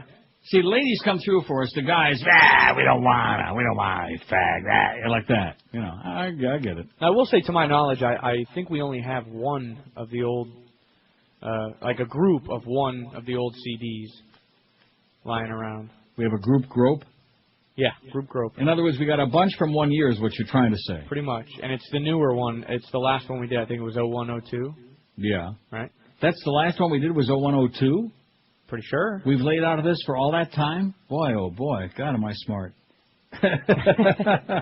No, it's just, it just reaches the point. Now, we should have been able to do one every year, but then again, this radio station is so uninclined to do anything, they don't want to lift a finger. I'd like to lift a finger to Clarabelle, okay? Guess which one I'm lifting, Clarabelle? On both hands and my big toe, too. That's what I'm lifting for you. Extend this. That's my response to your silly crap about you want to extend my deal. Till I'm about 80. They keep trying to ride my ass, you know what I'm saying? I'm the cash cow. Keep riding my fat old ass. Just keep them alive. Well, I got news for you. You're not going to keep me alive with all this stress and angst, I'll tell you that. All this baloney. He wants to take care of George. He wants to take care of Josh. You can't take care of anything, mister. Because the Beasleys wouldn't let you, like I said, even order the paper clips, okay? I could go to the damn office, to the drugstore. In fact, I bet you, well, I don't bet you, I know for a fact. Like every time we run out of fax paper in that machine? Yeah. You have to go begging around the building. I got a whole case of nice hammer-mill fax paper sitting right in my orifice there. I got staples. I got paper clips. I got my office supplies, baby. I got magic markers. How do you like that? If I'm down there, I got to run around. Oh, we're out of fax paper. Can we have some, please? Like that. And the best part of it is I don't even bill those bastards for this stuff. A poor guy scraping along like me that's plunging my guts at Woodbine 2-3 times a week, and here I'm paying it out of my own pocket. How do you like that? And just because I'm so ticked off, I think it's time to send your ass another check. Just out of being pissed off. They pissed me off into it. Because they treat you, No, they treat you like crap. Anybody associated with the show. You know, George, we were talking about that a few days ago. He's right. Anybody in the building who even likes this show, like Tommy, man, I'm surprised they haven't nailed him to a cross out there across the street because he likes the show. Especially after that raspberry. Yes. Oh, yeah, it's a miracle that slid by. Boy, oh boy, if Clarence ever knew about that raspberry get on here. Clarence was on another one of his little ball game expeditions at that time, you know. But anyway, she had a good idea, and whatever we got, we'll put it on there. And if it is that old, you know, then people will think it's good. No, but we can put whatever the tracks are on there. Why the hell not? What does it cost us to put that on there? They can order it, right? Right. Oh, by the way, just to let you know, that guy, Eric called me during the breaks. I forgot to tell you. The guy guy that called up that said, because he has a MasterCard. He had a Discover card. Discover card, right. That's bullcrap because anybody with an account, you know, a banking account can order. Well, let me take a look at it, okay? I'm going to click on it right now. I don't ordinarily do that. Oh, there's my Dreamfields pasta. Nice going with that, by the way, Troy. You're doing it, baby. You are really doing it on that, making an account out of it. Right. Should never let Troy handle that. Should have given it to somebody who really screwed up good, like Gary Sarner. Then we know we'd have gotten some good copy. Let's see. Now, what do you tell me? Order now. I'm clicking order now. Usually ships in 5 to 7 days. See, I don't want to like go too far here because I don't want to have to buy one, okay, for my own CDs. I got one here. Your computer is not currently accepting cookies. What the hell does that mean? Here we go. Get PayPal information. Okay, is that what I want to do? Yes. Okay, I'm clicking it. Let's see what's going on here. Check out my ass. Okay, I'm canceling this, baby. I'm going to get charged for this. So I'll take your word for it, okay? What the hell does that mean, my computer's not accepting cookies? Well, Eric should know. I mean, he called me during the break. Yeah, Eric would know. He's our computer maven up there in between eating Oreo ice cream sandwiches. You'd think that he'd know a little something about it. I'm telling you, man, and I'm not joking. I'm not saying this just for effect. You know, I don't want to be like the boy who cried Bob Wolf. Mike Wolf. But the fact of the matter is we got some serious issues with this Radio Estacion, baby. We got some serious major issues. And it's not a fact that those morons across the street are doing any number with that Stu Gotts and the Juice and all that other crap they got on the air pretending to be. It's got nothing to do with them. That's not our format anyway. It's not our crowd. Who the hell cares about that crap? They're so obsessed with that, you know. Even Joe Rose is doing a number that would rot in hell. No, what the problem is that these people aren't radio people. They think they're radio people, and the problem is they couldn't even get a job at Walgreens, these people, in the prescription department. You know what I'm saying? Now that's an indictment. If you can't get hired in the prescription department at Walgreens, man, you got some real deficiencies in your abilities. You know what I'm saying? A deficiency in your ability is what I'd be saying. Yeah, they definitely do take MasterCard. I'm looking at it. See, there you go. And he didn't say MasterCard. He said Discover. All right, well, they take Discover, too. See, there you go. It's just an excuse, okay? They take Discover, they take Visa, they take MasterCard. They'll take somebody else's MasterCard, whatever you got. So he falls under the category of too cheap. Too cheap. Just an excuse maker. Too cheap. Liar. And I guarantee you that punk don't have a Discover card anyway. You think he's got any credit, a punk like him? No way. Probably an illegal alien, another one.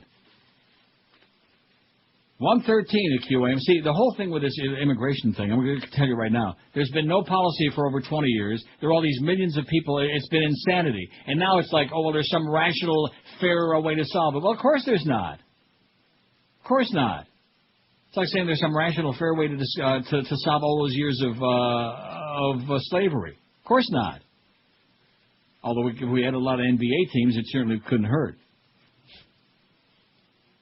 Well, I would think. About 30, man. Can you imagine if we had 30 more NBA teams? My God. Of course, the question is how many 7-foot freaks have we got out there, black, white, or indifferent, or Japanese? Man, is he one ugly guy or what, that Yao Ming? Man, yeah. I mean, well, most 7-foot guys are freaks of nature anyway. You don't see, like, good-looking 7-foot guys. Well, they're all oddly proportioned, you know what I mean? Right. But, I mean, he's really strange. He's just a tree, man. Yao. Yeah, you ever see him with Tree Crawford? Same guy. Yowza. 114 at QAM. South Florida is famous for its trade shows. There's boat shows, car shows, bridal shows, home shows, art fairs galore, and more. Now, if you're a trade show exhibitor, the only name you need to know is PubSet. PubSet creates the absolute top-of-the-line, attention-grabbing, steal customers from the competition trade show displays. Call right now, 954-772-7275, and PubSet will get you set for success. When it comes to design, printing, posters, banners, and especially trade show displays, PubSet has been the very best for 14 years. Call them at 954-772-7275. Write it down. Write it on your limp wrist, just like in Memento. Write it down. It's 954-772-7275 for PubSet. From design to set up, PubSet can handle all your trade show needs. Rest assured, PubSet will separate you from the competition. Don't look second rate. You only get one chance to look great. PubSet is the way to go. 954-772-7275 or online, it's PubSetSF.com. For top-notch design, trade show graphics, and displays, PubSet is the way to go. Look for my picture on their building along Dixie Highway just north of Commercial. You will just drive right off the road. Call 954-772-7275 and tell them that Fluff Lindsay told you to call. This is Neil Rogers. This is 560 QAM.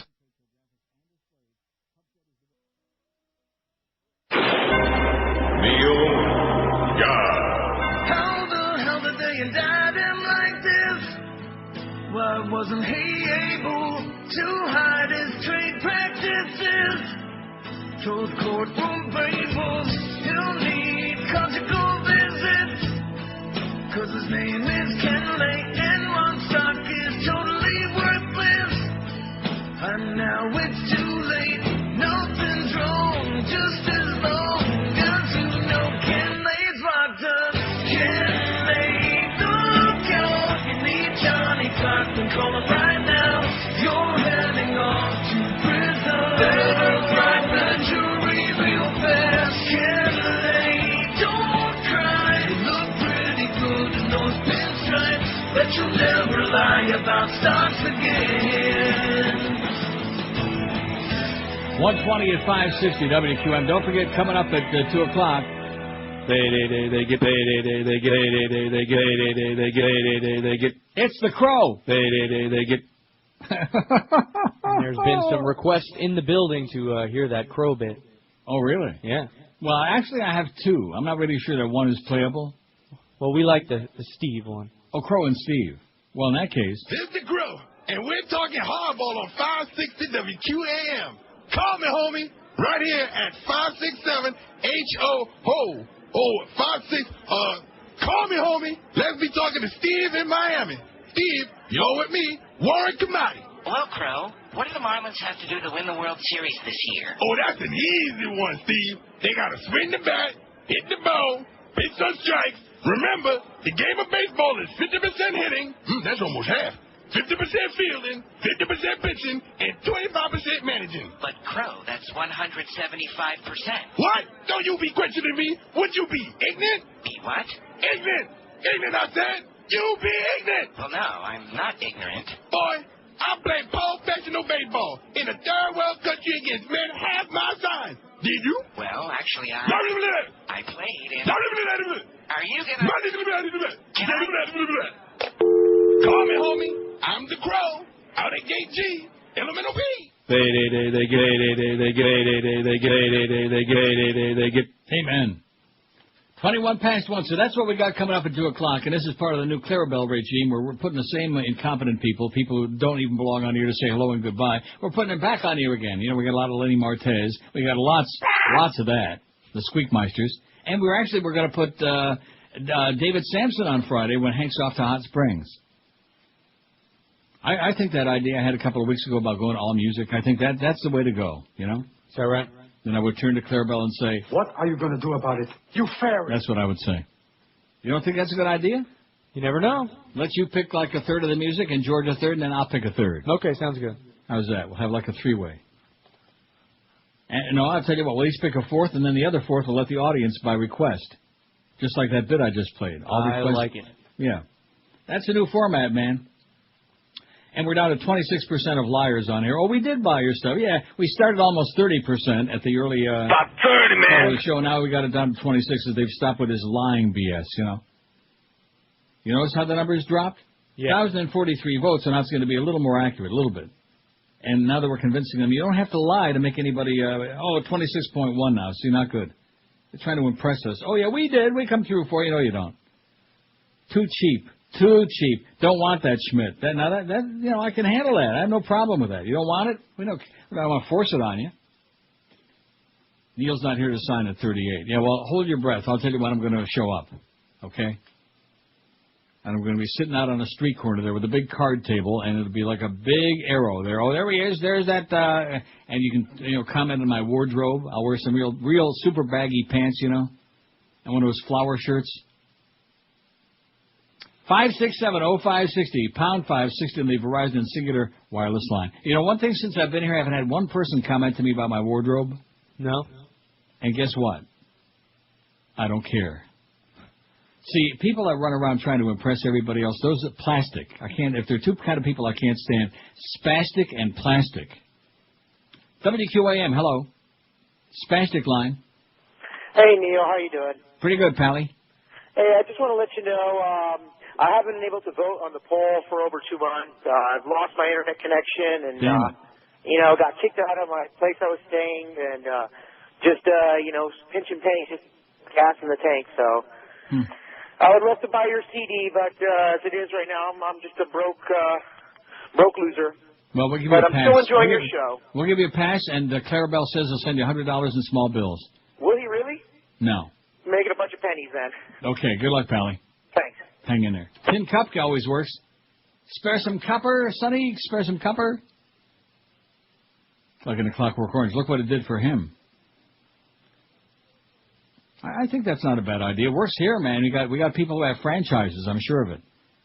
Same faces sitting on the same street corners in the same locations every day for years. Every single day with their little cup, even in the wintertime. Even on days when it's just brutal. I saw a guy a couple days ago that had a sign that said, "Why lie? I want beer." And yeah, I've seen that. Yeah. Oh, and people were actually giving him money. Sure. They respect his honesty. I want some beer. I want to get drunk. I want a pack of Camels. I want some of them cancer sticks, some of them faggots. Well, what's wrong with that? Don't you respect that more than people pretending, or the ones with the long signs, war veteran, out of luck, down on my luck. Actually, what these people did is they had a bad day at Woodbine, eh? They're not fooling me. I see the same faces out there, the same sad faces, man, over and over again. And then when you stop seeing them, you know what that means? They're dead? T.O. I'm not talking Toronto. I'm talking about tapped out. T.O. Or they could be dead. Because a lot of people at Woodbine, you hear the sounds. I'm dying over here. I hear that all the time. 26 point. I want that number under 26 before the show ends today. I mean, even that number is going to be grossly exaggerated. Because like that lady said, she bought 3. And it was the guy before that bought a couple. So the fact that, and of course, we don't know what the number is anyway. Maybe we got $100,000 and they're just behind in the reporting on it. Do you think that's possible? Oh, yeah. Maybe we got like $500,000. Maybe that's where Miguel went. You weren't going to see him no more. Oh, you guys got 20,000. Then come to find out we got 90,000, but he's got 70 of it. He's on the way up the Hershey Highway. He's on the way up here to like hop on a plane and fly to Havana so he can hang out with Elion. Oh, he's obsessed. It's like a mental disease with him, man. He's just obsessed. Cuba. You know what I asked him the other day? You ever been there? No. And he said he never will be. No. Well, why not? I don't know. How about if we dig up Batista's body and put it on a plane next to him? Would that make him feel better, more at home? What the hell's wrong with that child? 26 past 1 at 560 WQAM. We sure hope you enjoy that opening day. We hope the Marlins win a game, this week would be nice. They got three with the Padres, and then the Nats come in on Friday. The Washington Nationals. Now, long before you were born in the NBA, there was the Syracuse Nationals basketball team. Did you know that? I did, yes. Syracuse Nats. Dolph Shays used to play on a team, and Johnny Kerr. Boy, am I old or what, huh? Yes, I am. In relation to Steve Kerr, Johnny Kerr? No. Okay. Or Deborah Kerr. No. I don't think so. But Dolph Shays played on a team, Syracuse Nats. And we also had the Rochester Royals. I bet you heard of them. Because of you, yes. Because I've seen a couple of games there in Rochester where Les Harrison was the coach. And I told you my uncle Muggsy Solomon was actually the coach of that team briefly in the WW2 in 1944. The bookie. The bookie. He was coach of the Rochester Royals. That's a true story, very briefly. And I think Les Harrison played for him. And then he became the coach. Bald-headed Les Harrison. Man, in fact, I think they used to knock their heads together. Red Auerbach and Les Harrison, man. They got into some knockdown, drag-out, screaming matches there at those games. That's all I remember. I remember Bobby Wanzer and Arnie Risen and Bob Davies and Bud Davies and Bob Cousy, who couldn't talk then and he still can't speak. Ever hear Bob Cousy? He does cover on the Southern fan, Bob Cousy. He can't speak. He makes the crow sound like Walter Cronkite. Have you ever heard Bob Cousy speak? Yes. Oh, my God. That's a broadcast. He makes Lenny Martez sound like Westbrook Van Voorhees. Like Chet Huntley. Anyway, 28 after 1. There's another liar. The planning process. There's Hermann Goering and Rumsfeld. Yeah, they're planning. They're stoking up the ovens right now, he said. Hey, what's better than staying cool and comfortable all summer long and speaking of feeling like you're in an oven, which most of the year South Florida's like that? How about getting an instant $1,200 cool cash rebate on the world's smartest air conditioner, the 5-star edition of the Carrier Infinity system? And to make things even better, you can get this fabulous system from Royce Air and Heat, where they've been taking care of Tri-County area families for 3 generations. As a Carrier Factory authorized dealer, Royce guarantees you 100% satisfaction. And that guarantee is backed by Carrier, the people who invented air conditioning, and have now invented the Carrier Infinity system. Now, this system actually performs a daily diagnostic check and then adjusts itself for maximum efficiency. And speaking of that, to maintain maximum efficiency of your current air conditioner, be sure to join the Royce Air and Heat Comfort Club. Twice a year, they'll inspect and tune up your system. You'll enjoy priority same-day service and 10% off any needed repairs. All of these things for just $110 a year. So whether you choose the 2-speed Infinity system with Puron or peace of mind year-round with the Comfort Club, either way, make the Royce choice. Call them toll-free and tell them that Ancient Neil told you to call Royce Air and Heat at 1-800-377-0075. Get ready for a long, brutally hot and humid summer, baby. Call Royce Air and Heat, 1-800-377-0075.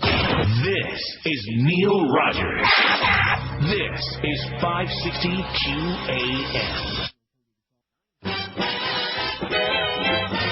Wonderful WQAM. Whoopee. 560 WQAM, your information station. Oh, how did it do? I'm here on this side of your radio speaker, and you just stay over there. Now, normally I don't step out of character, but if you're in a disaster this here hurricane, I feel it's only proper that we dispense the holy gaiety of sports for a while. Well, I mean, if Pee Wee Hoyman can get political, and so can I. And what is it? Andy Town. You're on with the deity of Ohio David. Yeah, hi, Howard. Hey, you hear that? There is nobody here by that name. From this turn on, you will address me by my proper name, or I'll place my bony finger under your nose. Okay, Mo. Now, what do you want? Well, there are only about 1,100 National Guard available because the rest are getting killed while trying to secure resources for corporate interest in Iraq. The rescue equipment is there, too, including the high-water trucks, which is kind of weird since it Now, wait a second. By the way, something. Whoa. First of all, the National Guard, they're not there. They're not there. Not there. National Guard, not there. Not where? They're not there. We got thousands of National Guard here. Thousands of them. Not there, over here. Here, over there. So take that, bub. This mighty president of ours is in full control. You know, you got to keep in mind nobody had any idea of the impact of the storm. And that's how the minnow got tossed. What the hell is Al Franken doing here? I came to edify you in political monologue. Hey, I'm your elder. I'm smart. Not dumb like Pee Wee Hoyman says.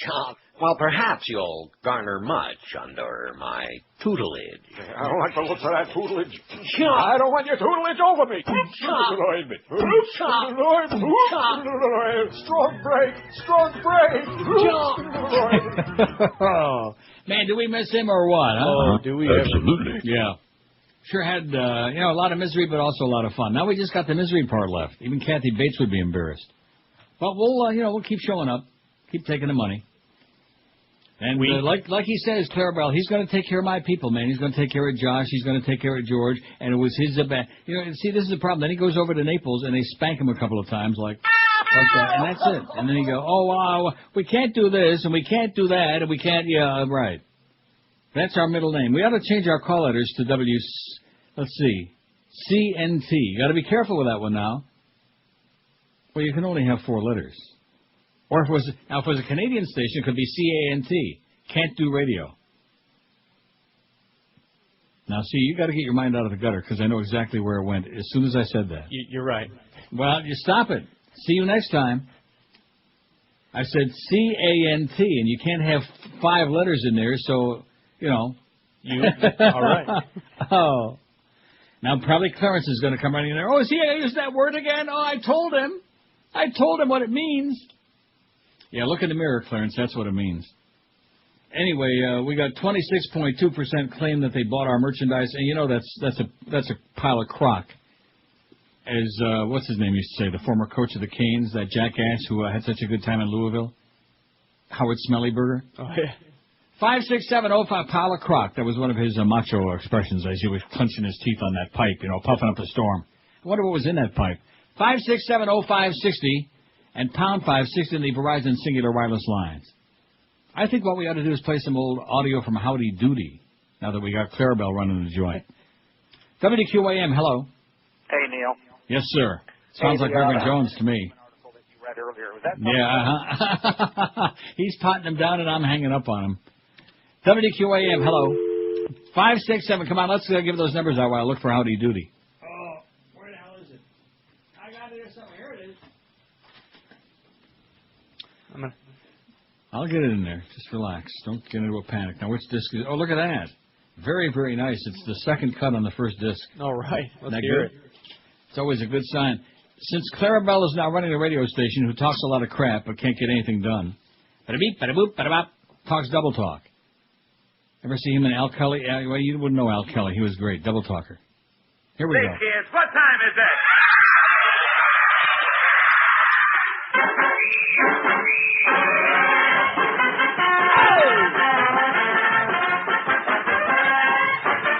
Oh, well, howdy, Doody kids, and howdy, Buffalo Bob. Well, howdy, Mr. Doody, and boys and girls at home and kids in the gallery, let's go.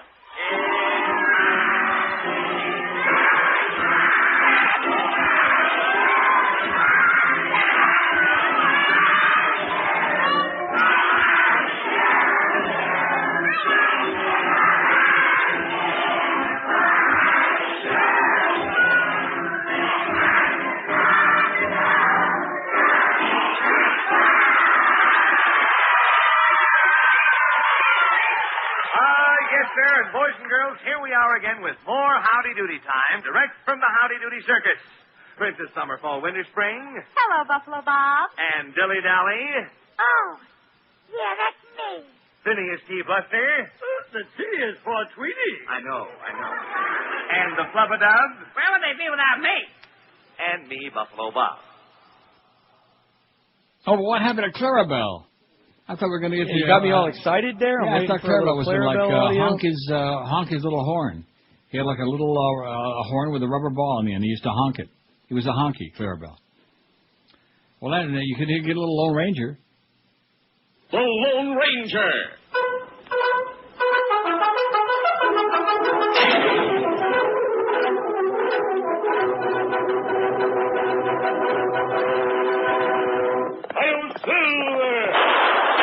I think that was the predecessor to Bare Ass Mounting, if you ask me, Lone Ranger, him and Tonto. I think they were doing stuff. That was it.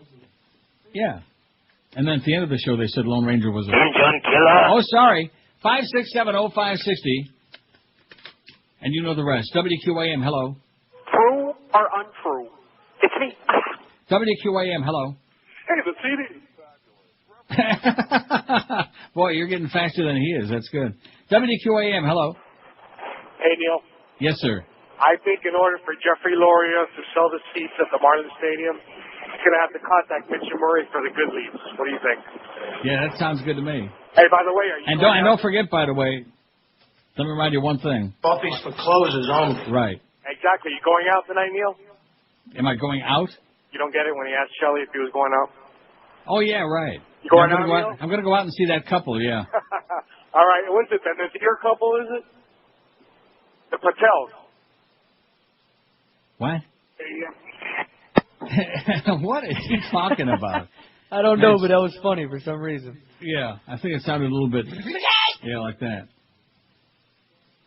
see, is there anything? Oh, how about your hit parade with Snooky Lanson?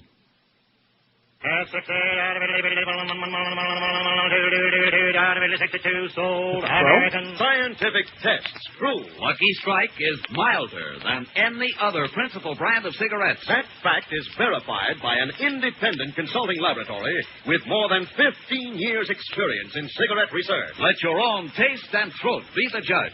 For smoothness and mildness, there's never a rough puff in a Lucky Strike. Yes, prove to yourself what scientific tests prove. Lucky Strike is milder than any other principal brand of cigarettes. Get a carton of Luckies today.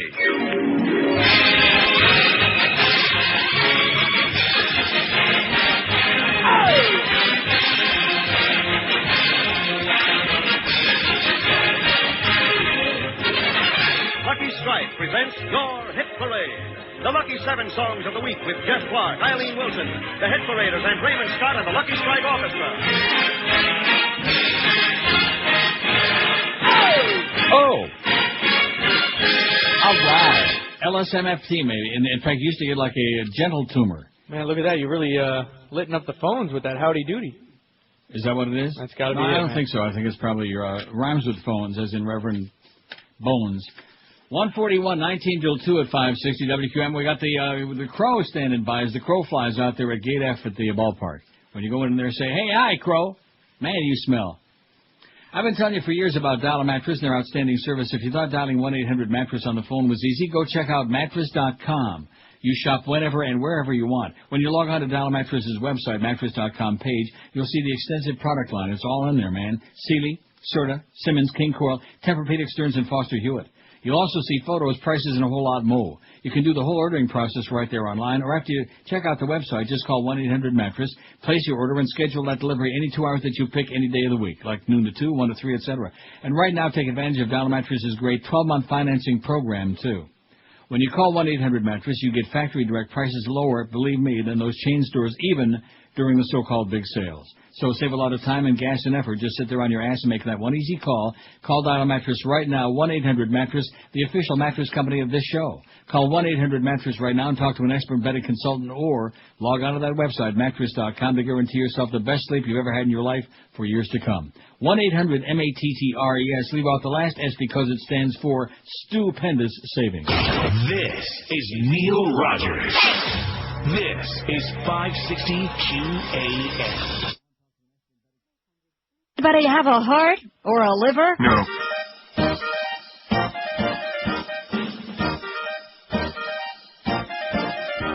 In Hollywood, yes, no one stays together. Couples on and off just like a switch. Who is cheating who, and who is Usher's boo, and whose wife is just acting like a bitch. Remember Brad and Jen, it was forever. They were best friends, oh please pardon the pun. Jen and Brad, they split, now it's Angelina Pitt and her kid who starred in Empire of the Sun. Oh, you had Meg, Ryan, Dennis Quaid, wife of the guy in Sling Blade, Pamela and Tommy, that's no joke. Jason Alexander, Britney Spears, and Hayes forgot that she's not queer. Everyone breaks up when you have fame. Remember Ben and Jen, they call her J-Lo. It was forever for about a week. She called Ben a slut, he made fun of her butt, 'cause it was hard to dance cheek to cheek. Rectum. The next couple is currently together. It won't be long before one of them strays. Now it's Tom and Katie Holmes, he'd rather date that Rupert Holmes, 'cause Tom's a straight guy who doesn't know he's gay. Oh, you have Denise Richards, Charlie Sheen, Wilmer and Lindsay Paris, Hilton and Nick Carter, who cares? Liz Hurley, Hugh Grant, Jimmy Page, and Robert Plant. Everyone breaks up when you have fame. Everyone breaks up when you have fame. See, it wasn't for Tommy. He's sure fooling a lot of people, isn't he? Not me. Tommy. Not our Tommy, Tommy Cruise. Yeah. Not our Tommy. He fooled a lot of people with that raspberry. See, they thought it was a fart, and it was just a raspberry. That's why he's still there, because if they knew it was like a fart sound, they'd have fired his ass. So, he likes Neil and George, and maybe even Josh. I don't know if he likes you or not. Tommy? 1,083 votes. I'm sure that Duff likes you. Why didn't or won't you buy Neil and... This is all Duff's idea, by the way, this thing with the CD and the T-shirt. It's all his idea. And now he goes out to the sales department like, oh, I had nothing to do with that. You know, well, what I got to do with that? I'm a sales guy, right. Echmer, a salesman, okay? Why didn't you or won't you buy Neil's anniversary? How dare you not buy it, as the Sternmeister would say. How dare you? That CD and that ugly T-shirt, huh? We got 1,083. We got a shot at 1,100 again during the show. You think we can do that? Oh, sure.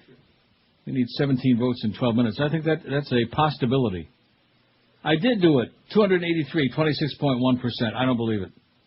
No, now it's down to 26%. See, it just dropped. We got to get that under 26. 1,087. We need 13 votes in 12 minutes. I'm too cheap to do 230.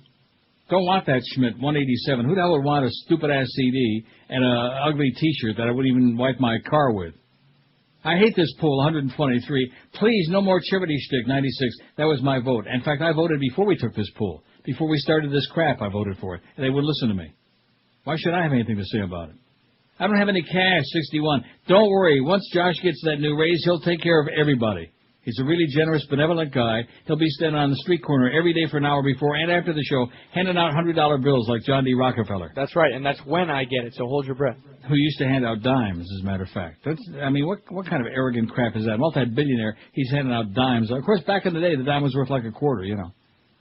Neil's not here to sign it, 42. Why would I want it unsigned, you know? I stole the CD, downloaded it, copied it, burned it, stealed it, 27. I don't give it to charity, 22. And the CD sucks, only 16. And, you know, those 16 probably never heard it anyway. They're just a bunch of wise guys, you know, just like the guy with a Discover card. Just another excuse trying to cover up for their own cheapness. You don't have to be embarrassed to be cheap. You've got a lot of company. I know a lot of cheap people. I know Rimmer. He's not embarrassed by it. When you go to a meal, in fact, I'll never forget when he came up here that time and schlepped me all around town to that horrible deli, that awful place. And there's Rimmer, his wife, his son, his daughter, and me. There's 5 of us, right? Yeah. I don't think the son was there. He wasn't there. The daughter and the wife, and so there's 3 of them and 1 of me. Horrible meal, the worst place, and he takes us way out in the middle, as the Chinese say, Yenemsville, the middle of nowhere. I thought we were going to drive to Montreal, for Christ's sakes. At least we got a good meal there. Not only was the food awful, but at the end of the meal, here comes the check. And now his daughter had never been in on any of these deals, you know, where he just slides you over the check. Right. And she let out a gasp like that, like she was gasping for oxygen when he the waitress gave him, and he just handed it right over to me. So wait a minute, the waitress gave it to him and he gave it to you? Right. Oh my God. Well, he was sitting on the end of the table, so she just handed it to him, and he just passed it right over to me, you know. Wow. This is what happens when you spoil people, when you keep buying cheapskates meals at Ruth Chris, you know. Now, I'm not going to lie. I've been out with people before, and they put the check down on the table, and I might wait to see if somebody grabs it. No, he handed it to me. That's crazy. And the daughter was like she was so embarrassed and just mortified, or like they say in biblical days, Mordecai. And in his case, more to come. And that's why, like when I was down there last time, and he calls me up, oh, you're going to be in town anytime in February? I said, yeah. And my mistake, I said, yeah. And come to find out, that was when they had the Olympic break. Right. So the NHL wasn't playing then, so we had several days off. And guess what? He was going out of Florida. Why doesn't he just call you and ask you if you want to take him out to dinner? No, he did say that. He said, oh, we'll have to go to Ruth Chris. I said, no, I think I'm only going to be there a couple of days. I think I'm all tied up, Rimmer. In other words, don't call me, I'll call you, and don't hold your breath. And it never happened, of course. Oh, one thing I'll say about him besides being cheap. Boy, does he have a lot of chutzpah. Yes. I mean, he's not embarrassed by it. You know, that's his badge of honor, being a cheapskate and making sure you're going to pick up the check. So now that you're getting that big raise, Josh. This is Neil Rogers. This is 560 QAM. If it's free, it's me. Absolutely.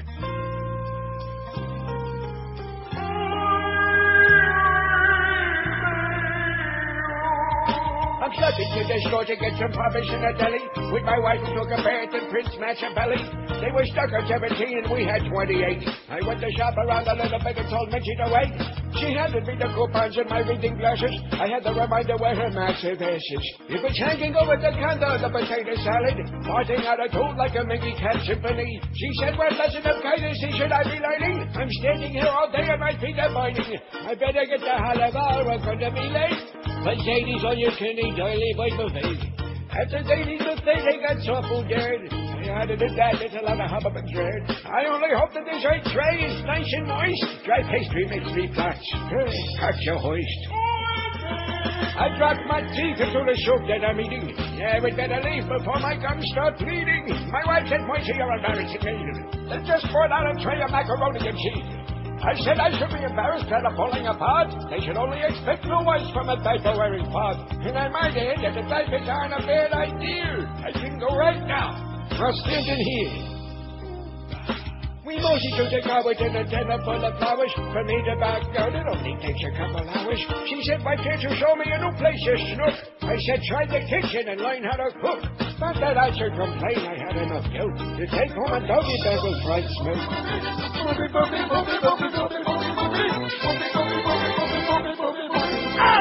1:58 at QAM. We got the Crow standing by Gate F out there at PP Park. Man, that should be a real hoot, you know it? Oh, sure. 1,098. We're still 2 votes shy, man. We were 2 votes shy, Levy. Oh, we'll get it. We'll get it? You're going to get it. Oh, 1,100. You're right. We got it. And the good part of it is I probably shouldn't say it.